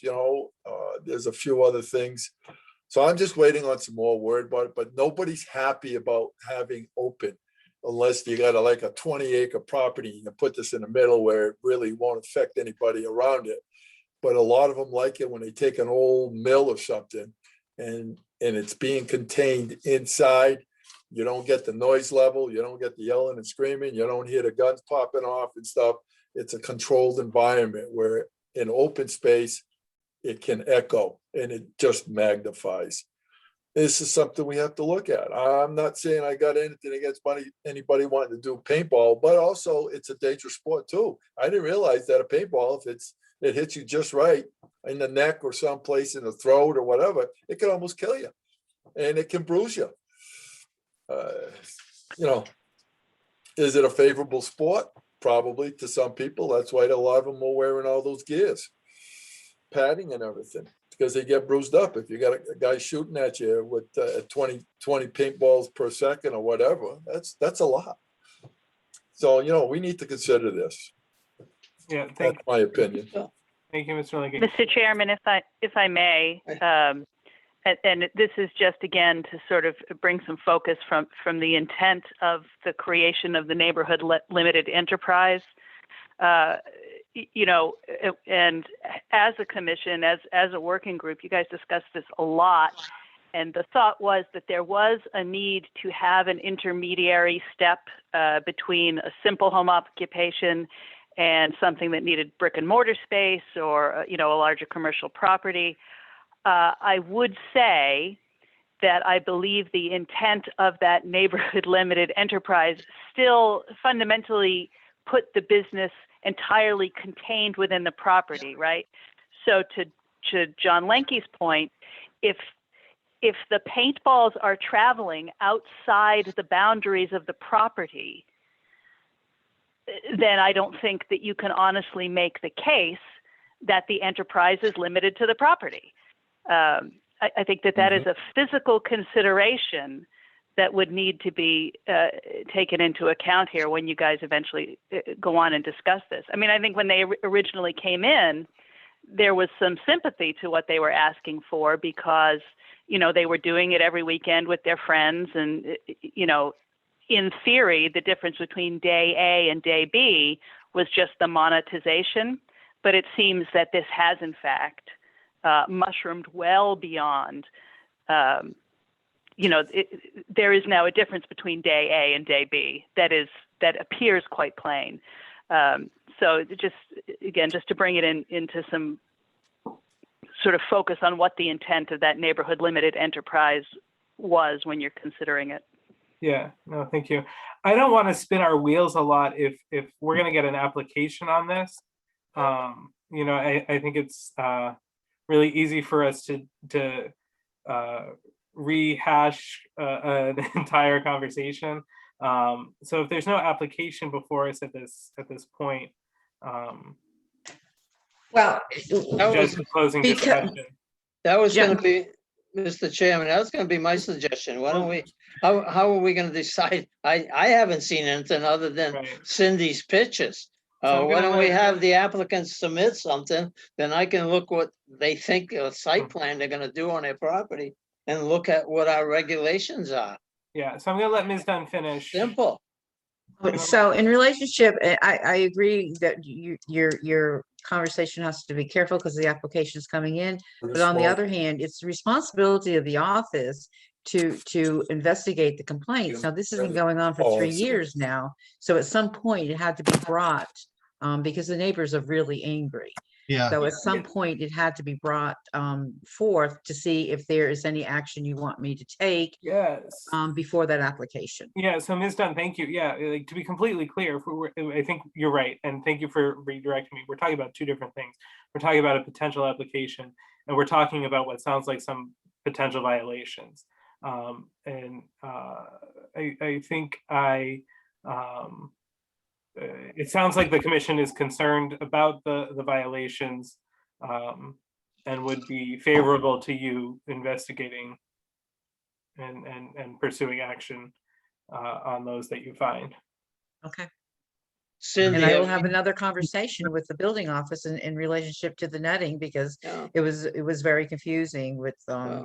the regs and the building codes and stuff with the netting. So I'll have another conversation with them.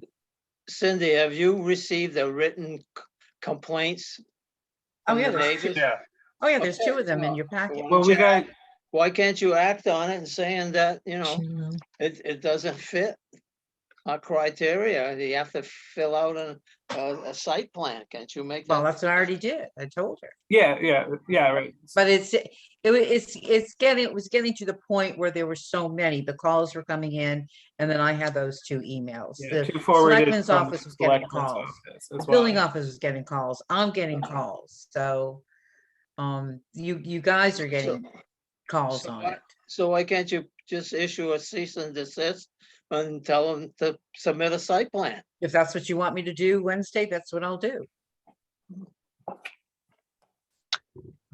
Can, Mr. Joseph? Santos and then I'd Mr. like to Hill. No, Alvin, you haven't Like to make spoken. a Go ahead, comment. pal. Looking towards our fearless leaders in the state, since 2002, there've been 6 bills for the state of Connecticut, and they won't even touch it. So we have no guidance from the state. Okay, in that's terms of- interesting. Thank you, Mr. Hill. Mr. Santos. Yeah, so Cindy, I just want to make sure everybody is aware. I was just reading the correspondence. So when they came in before, there was a home lock, they were denied. And this person is writing, I won't say the person's name, it just says in the letter, I get random strangers stopping over in my yard asking me where the paintball course is. I mean, I'm sorry, that doesn't sound like a club. That sounds like somebody that paid for something and they're looking for it to, to play, so it sure does smell a little fishy there, if you ask me. The other thing is, Cindy, the driveway ordinance, I started to look that up in the background here, and unfortunately my ordinances only go to 10-052. And the one that I'm looking for is 10-053. Okay, So of course, right? and I made a note of that when you mentioned it before, Yeah. to check with the building office on the driveway. And- Sure. Just as a point of note as well, when I was driving by, it wasn't just the netting. There's all kinds of tall wooden fence. At least I think I saw tall wooden fence that looks something beyond 7 feet as well, and all kinds of shed buildings on the property that look over 200 square feet as well. So just another point of note.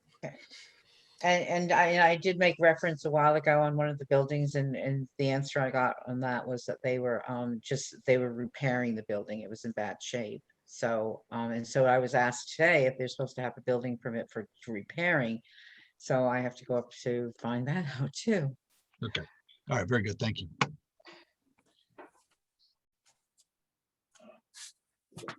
Okay, so clear, Cindy, on Yes, next steps. Great. Thank you. I appreciate yes, thank your you. work on this. Thank you. Okay, Item 12B, which is Mason House 20 Chase Road and Zone Thompson Common Village District informal discussion on the construction of a tent platform in the rear yard for the purpose of hosting seasonal wedding receptions. And I believe Ms. Blanchette is here for that. That's correct, Mr. Chairman. I'm Janet Blanchette, and I'm representing the owner, Mr. Ken Loisel, who is in the process of refurbishing the Mason House up on Thompson Common. I mean, it's such a landmark. I'm sure all the commission members are familiar with it and what he's doing with the place. And you can see the investment he's been making into the landscaping, and he recently bought the property next door, which he plans to put in a gazebo and more gardens. So basically people are coming and seeing how beautiful it is with the fountain and the buildings, and saying, boy, it would be really nice if we could get married here and have a wedding reception instead of necessarily going down to Anya or looking to another place. So his idea would be like If you're familiar with the property, there's the big house near the road, then a little further back is the carriage shed, then a little further back is the small caretaker's house. So basically behind all three structures, he would be interested in putting up a wooden tent platform that he could erect a seasonal tent on. Now, because of the zoning district that this is in, it seems like the only possible course of action would be that kind of catch-all special permit for any other use not anticipated in these regulations, but reasonably related to the intended purpose of the district as determined by the commission. So obviously there would be numerous special permit criteria that would have to be investigated, parking, noise, buffers, lighting. But he is just looking for, general feedback from the commission, whether they think it has a potential of fitting into that number 19, or, what your honest thoughts are, just like you gave for the paintball. Thanks, Ms. Blanchett. So, commissioners, Mr. Chairman, I can start it. Mr. Rice, get the ball rolling. As usual.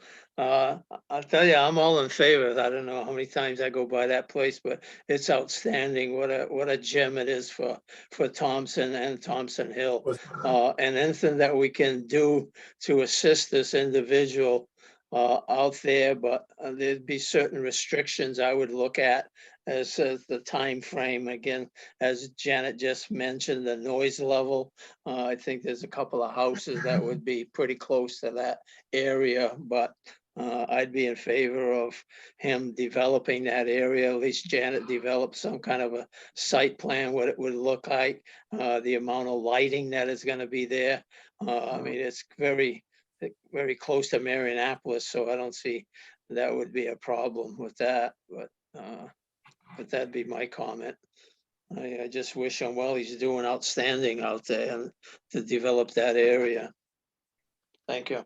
Thank you, Mr. Mr. Rice. Chairman, Mr. Poplawski. I agree with Mr. Rice. I think that, we need to be as open as we can. He's done a tremendous job up there. It's a pleasure to go by and not see that eyesore up there. So I would definitely be in favor of looking at a plan and coming to, work with Janet and the owner as well.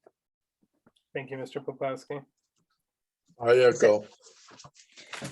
Thank you. So that requires a special permit. Yes, yeah, that's what Janet was saying. Yeah, I think certainly philosophically, I agree with what my other commissioner colleagues have said. I don't know, John. You don't think those students need sleep? You don't think the students are worried about lights and noise? I got kids who got to go to bed, John. Yeah, but I'm thinking that this is, I don't know if there's going to be a year-round situation. Is that Yeah, but you can have weddings in September and October, and I've got students there.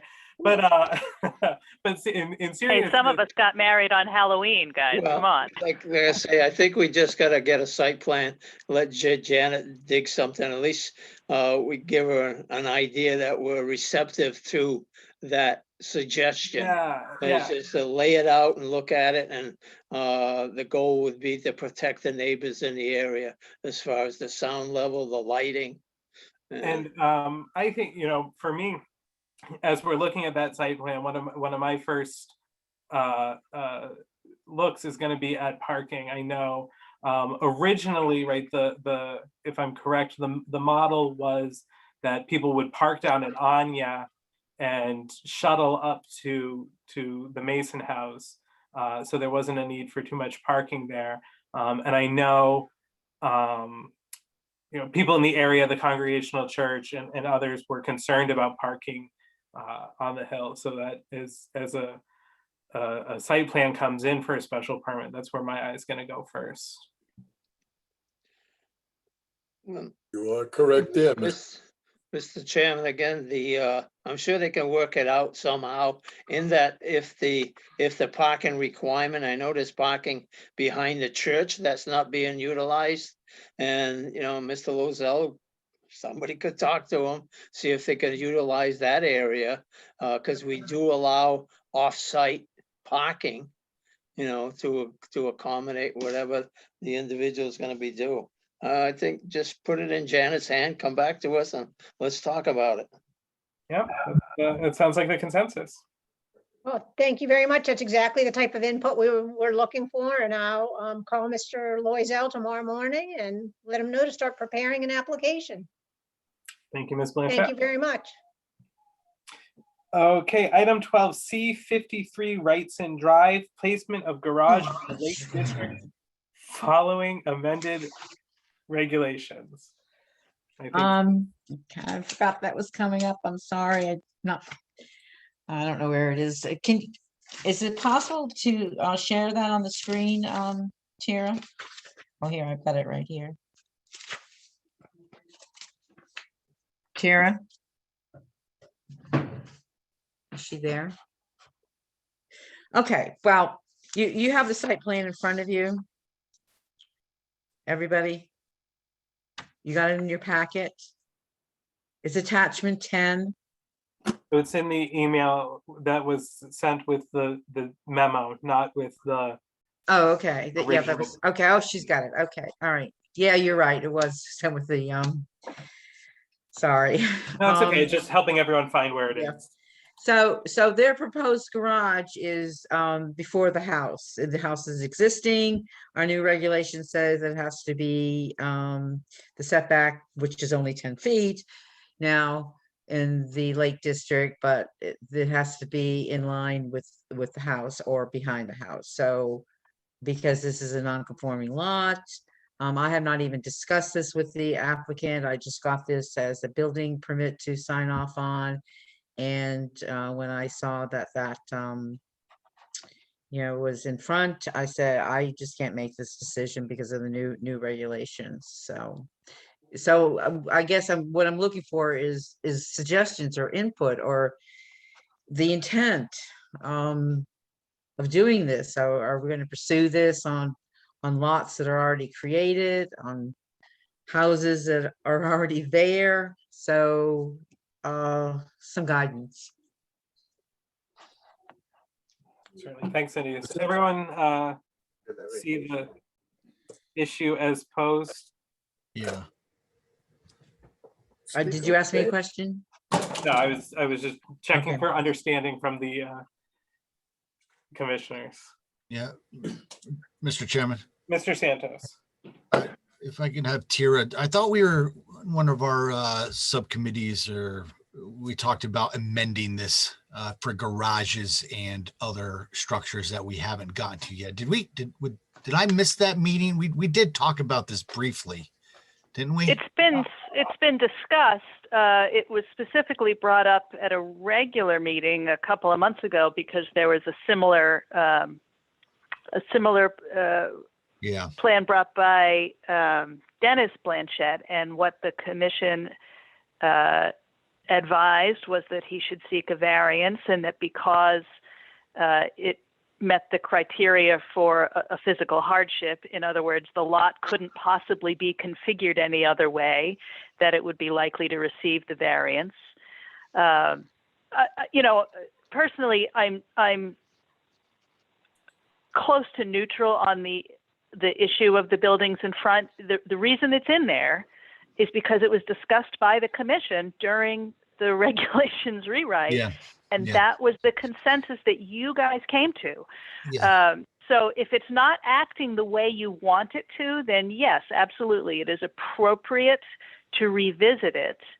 My recollection of that discussion was that the commission didn't want sort of the visual clutter of accessory buildings in front of primary buildings.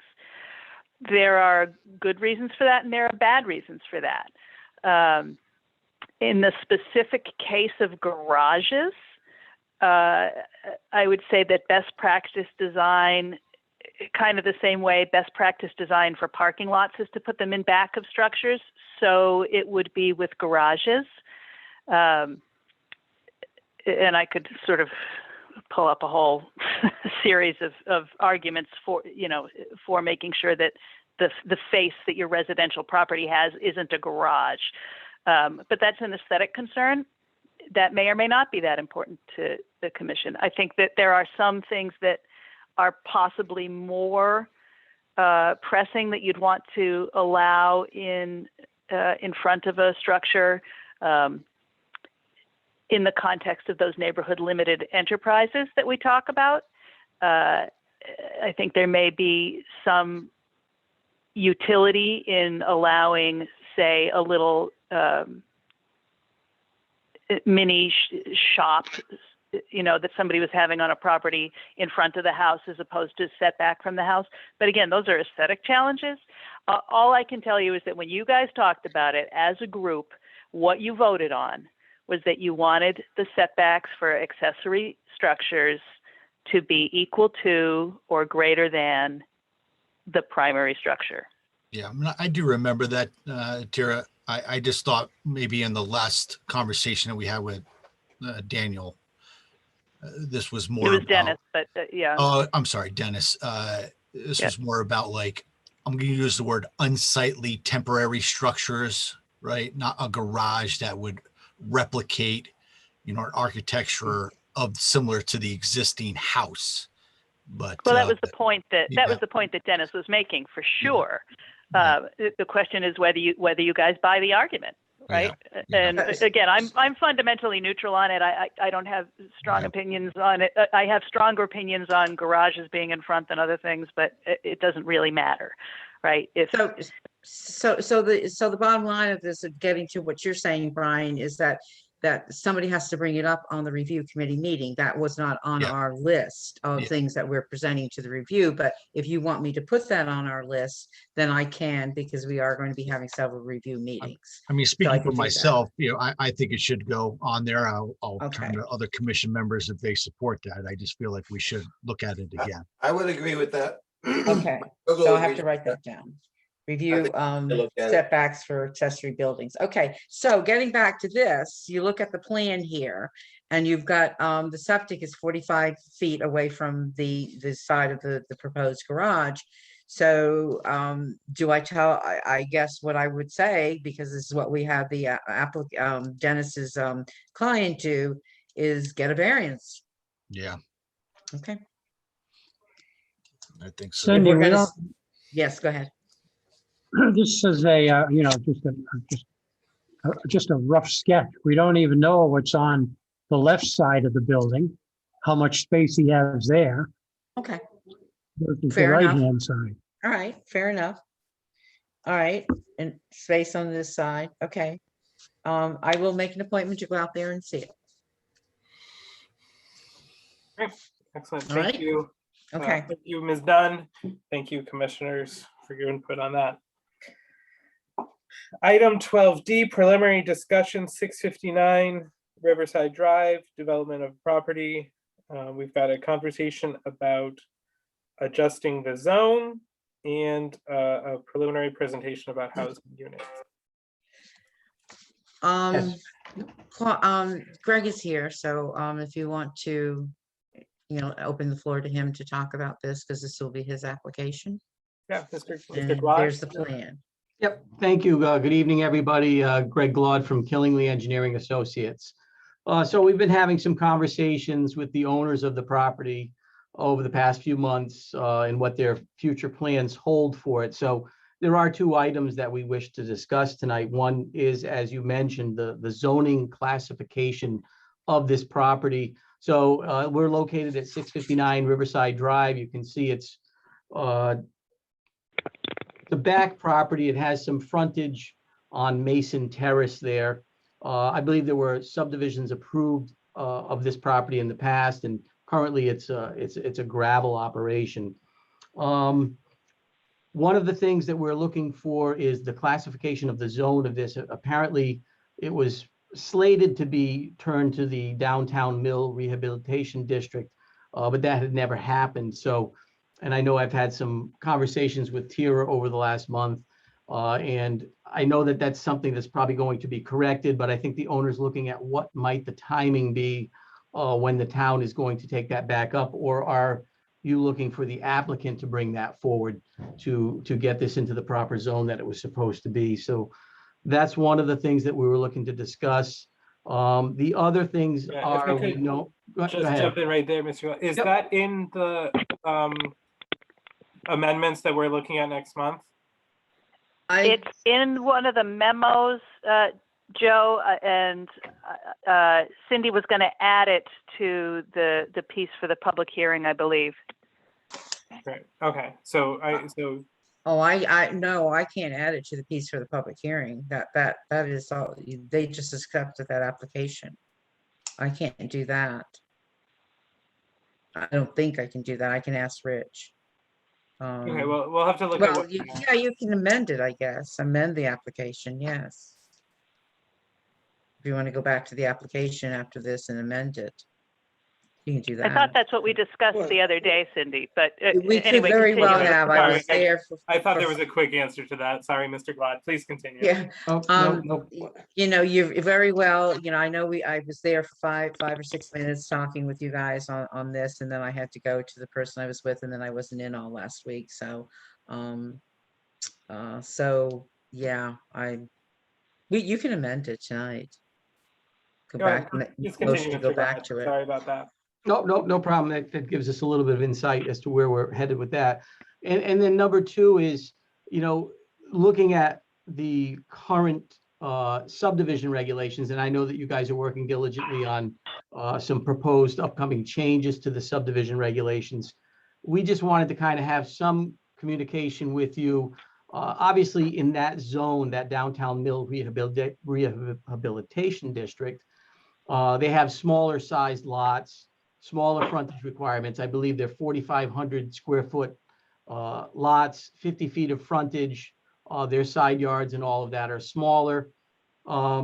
We've done a mock proposal of what we could do with a subdivision out here, but there are many areas of the current zoning regulations that don't allow for some of the things that we may like to consider or may have you guys consider adopting, and you may be discussing them already. And one of them is the possibility of developers coming up with private roads as opposed to town-owned and town-maintained roads, but a private road that would be developed much like a condominium association, where it's a private road. There's a homeowners association established for these units. And that way, the ownership of the road would be with the condominium association, as would be all of the maintenance in the future, plowing in the winter, and those type of things. When you get a small community like the one that's presented in front of you here, which is 27 lots, and we actually went with 7,500 square foot lots here. So these lots would meet your zoning regulations, but on your subdivision regulations, there's some areas or issues with the current road, and specifically road length. I believe cul-de-sacs cannot be more than 1,000 feet presently. And I believe presently you can have no more than 12 lots on a cul-de-sac.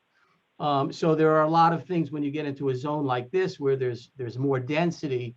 It'd be kind of hard to press to do all of that. So we were hoping that you guys would consider some sort of private road allowance for subdivisions, where if they come in with some sort of, whether it be a conservation subdivision or an open space subdivision, where you would allow private roads. Again, that would take the maintenance problems away from the town, or the burden that they would have. And it would give the developers a little bit more flexibility for developing their lot more in the means and more in the keeping of what this downtown Mill Rehabilitation District would be. We're actually hoping that you look at it, you know, it may be a solution for townwide properties as well, if people do things like this.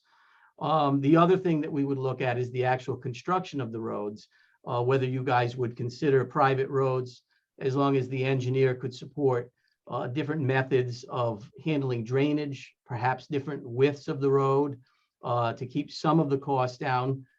You know, they wouldn't have to be too much smaller, but also in keeping with the statewide guidelines for drainage that came out in 2004. I think your current regulations require a certain amount of catch basins every so many feet. But the statewide guidelines that are out since 2004 actually promote more of open drainage systems, open drainage swales, and more infiltration of the groundwater back into the ground. And if you're open to putting some of that into your regulations, obviously, you know, the engineering from the engineering company could present that to you. And again, that could be with private roads or with town roads. I'm not sure where you guys are going on it. I'll kind of open it back up to you, but those are some of the items that we're thinking about and trying to relay to you so that we hope that you will think about them in your upcoming changes. Thank you, Mr. Glad.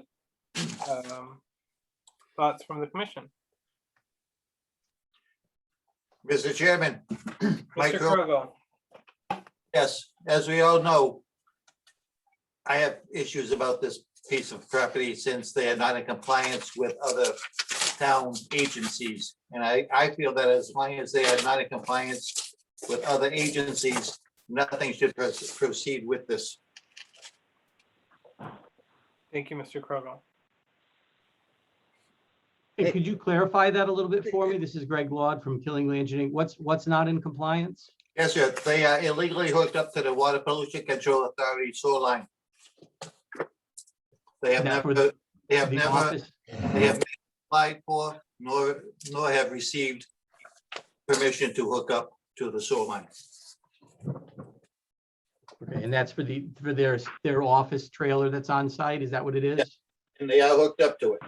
Okay. And again, this is preliminary, but it is something that I will bring up with the owner. But we're not looking for an application at this point, just looking to talk, but I will present that to the owner to get his thoughts on that and see where I was not aware of that situation. Thank you. Greg, this is John Rice. What type Sure. of housing is this gonna be? You know, you mentioned condos. Is that the type of condo or single No, I family mean, homes? these would be individual homes, John. And these would be individual lots that they would be on, but the lots would have frontage on a private road. I was just Right. describing that much like a condominium development that you get, roads do sometimes go in further than 1,000 feet and can meander around and turn and come back out. I've worked on several in Killingley here and other towns where, you know, the road lengths, they're private roads, but they're condos. So I was just kind of doing a comparison. These would be individual homes. Mr. Chairman, Mr. Hill? any chance you could give us a grocery list of things that a private road would have for us commissions to talk about it? Well, you know, one of the things I guess we would look at them, that they may not have to meet the exact road standards that the town has. And the key would be, you know, maybe 24-foot width on a private road could be reduced to about 22 feet width. Sometimes the 24 may not be needed, and that's just something to kick around. Also, the big one would be the drainage, that again, keeping more in line with the 2004 statewide guidance.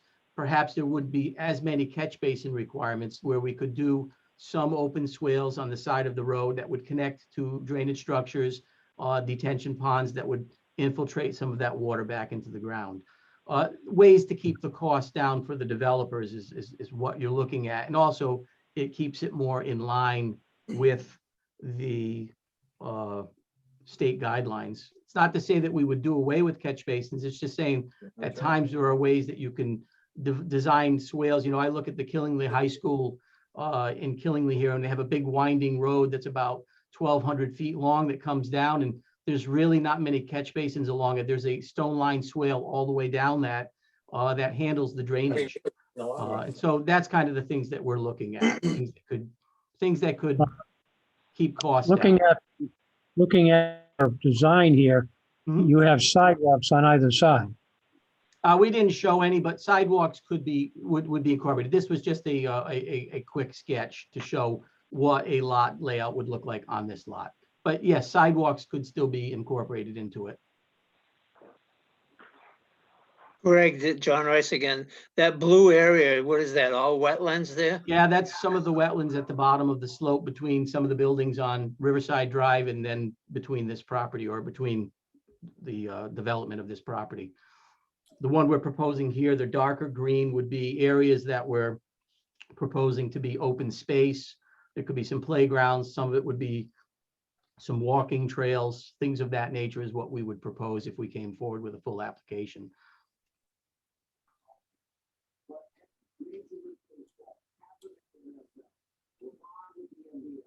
Wait a minute, I have to mute myself here.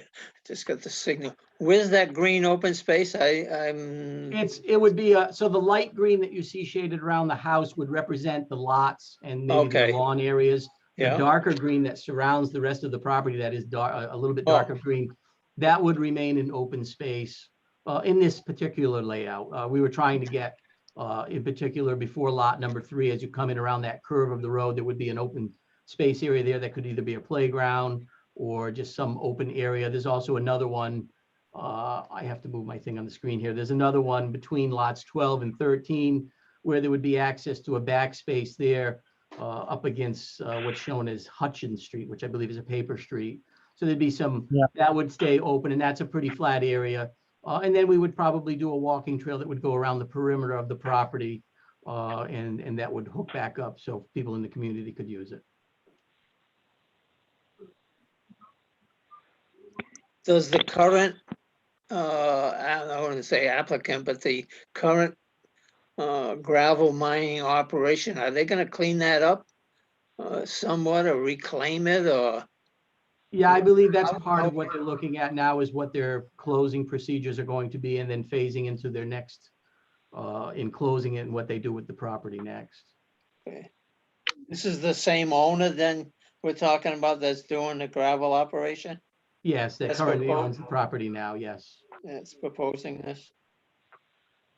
that's correct. Thank you.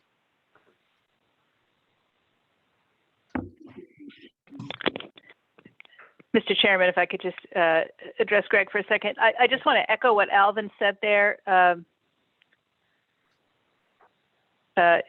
Greg, it would be, I think, helpful for the commission to have sort of a list of bullet points that you think from the point of view of a developing engineer could be discussed or considered. We've certainly invited several developers and engineers to make comments. A couple have, and that commentary is always helpful. And it's not like we're saying, hey, tell us what you want and we'll give you everything you ask for. But, you know, the kind of logistics that you consider when you are designing such a project could be helpful. Yep, we can certainly put something like that together and get that off to you, Tara. Well, thank you. Any other questions, comments, thoughts from the commission?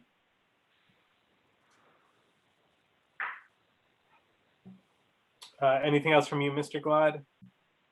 I think that about covers it. Again, we just want to thank you for the time for letting us present some of our ideas. And like I said, I'll get something off to Tara regard to some of the design points that we're looking for.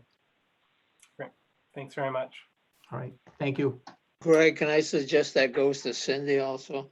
Yes, I can do that. Yep. All right, thank you. Yep. Thank you, John. Yeah, Item 13, commissioners' comments.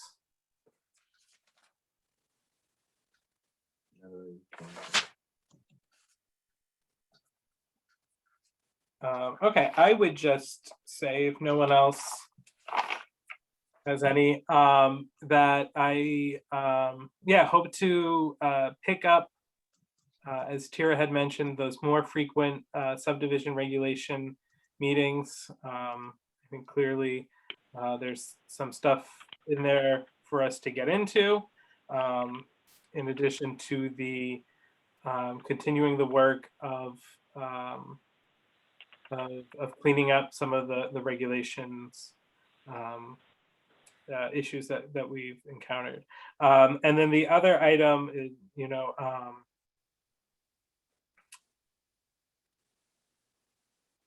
the other item I wanted to discuss was, sort of as John brought up, tangentially to what, to Janet's point about if we'll be meeting in Zoom or in person in May.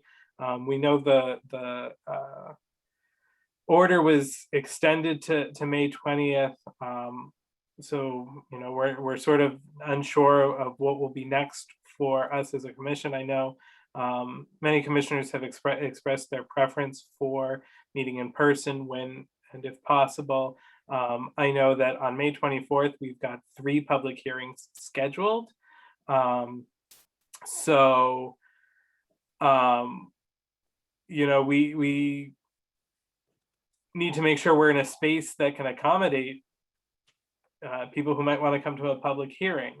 So there's going to be a lot of things to consider about that, and I know we're going to have to be flexible with that going forward. And then I just wanted to follow up with that. You know, what was if we do want to look to amend the application about the regulations that we sent to public hearing. If we want to look at specifically the ones that were in there, or if we're happy with the application as is. Did anyone follow that? I felt a little rambly, sorry. That's okay, we'll give you that. Joe, are you trying to amend the application for public hearing to include the proposed actual zoning changes? Is that what we're talking about here? That's what I was proposing to the commission, yes. That was my item 3. Mute. Was on mute, sorry, guys. So that application for a public hearing has to be initiated by the planning and zoning, right, Joe? Well, so the issue is that we've accepted an application with several adjustments spelled out to us. It did not include changes to the zoning map. But you're changing the zoning regulation, correct? As Right. what was approved at the last public hearing. So I that's, don't that's understand just your not- question, John. well, I'm just wondering the procedure usually, well, if we have current zoning regulations, somebody wants to do that, you know, the commission can do that at their, you know, whenever they want to do that, but somebody else is proposing that, there's always a fee for that, and that's just like a zone change, so. Then you have. Well, one of the But let me reasons. take a step back, John, and let me take a step back. And I think one of the things that we discussed in our meetings about amending the regulations, right? So after September, after they took effect, there were some properties that we wanted to look at the zones they were in. Is this what you were going to say, Cindy? Okay, so the application you have before you is application 2109, and then there's the paper behind it saying what you're going to be acting on to amend the current amended zoning regulations. All I'm asking you to do is to amend this application and add to change the zone for the DM, whatever it is, I'm sorry. That's all I need is that wording to change that zone. Right, Which but is To add, I think to add that specific property. Right, to add that property to the, what's the zone, Tara? I'm sorry. The DMRD. DMRD zone, from RRAD to DMRD. But what I Yes. think John is trying to clarify is that something that we had discussed in our meetings? Or is that solely coming from the applicant?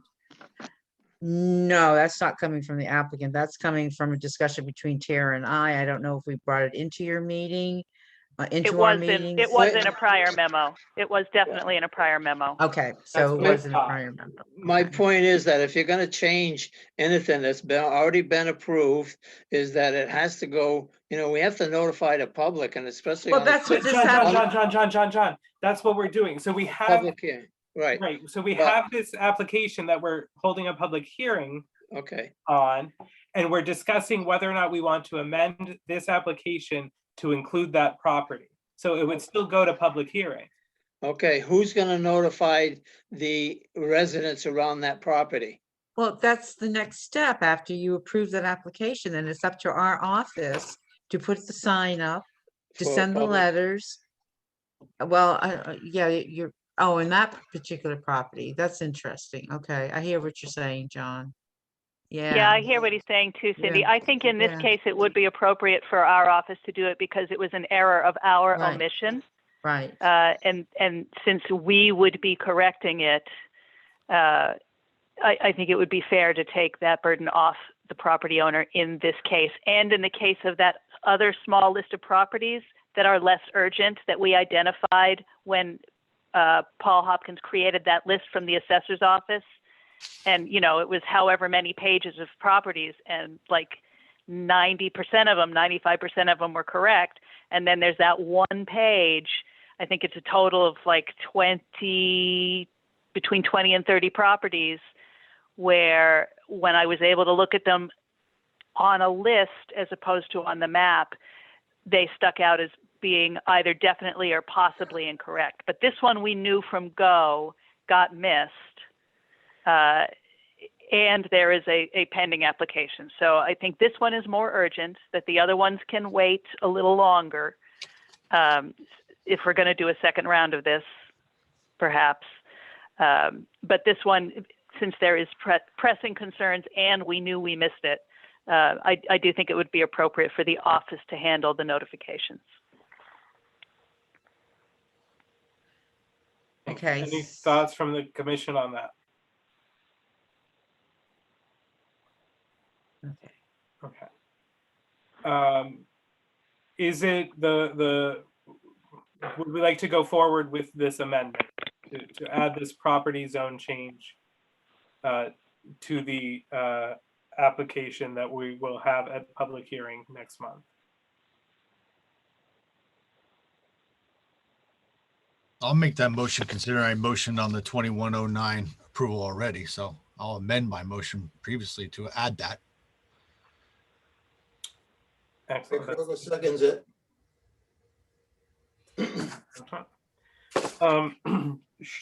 Should we go back? Should we go back on to the record and see who seconded it originally and see if they second it as amended? That's just what I was looking for. Would that be appropriate? I think Yeah. it is, considering we're talking about amending the 2109, Yeah. which was previously approved. So Gloria, are you able to tell me who Bill. seconded? Yep, John Rice. It was John Rice who seconded the 2109. John, will you? No, sorry, Alvin Hill. I'm looking at the wrong one. Okay, thank you, Gloria. I put you on the spot, Gloria. I appreciate it. That's okay. Alvin, will you second the motion as amended? Yes, Mr. Chair, Yes, Gloria. I have Dave Poplawski made the motion to set a public hearing for 524 on application 2109, and Alvin Hill seconded the motion. okay, I'll shut up now. Thank you, Gloria. Thank you, Gloria. Sorry. Thanks for double checking that. I appreciate it. Dave, will you amend your motion?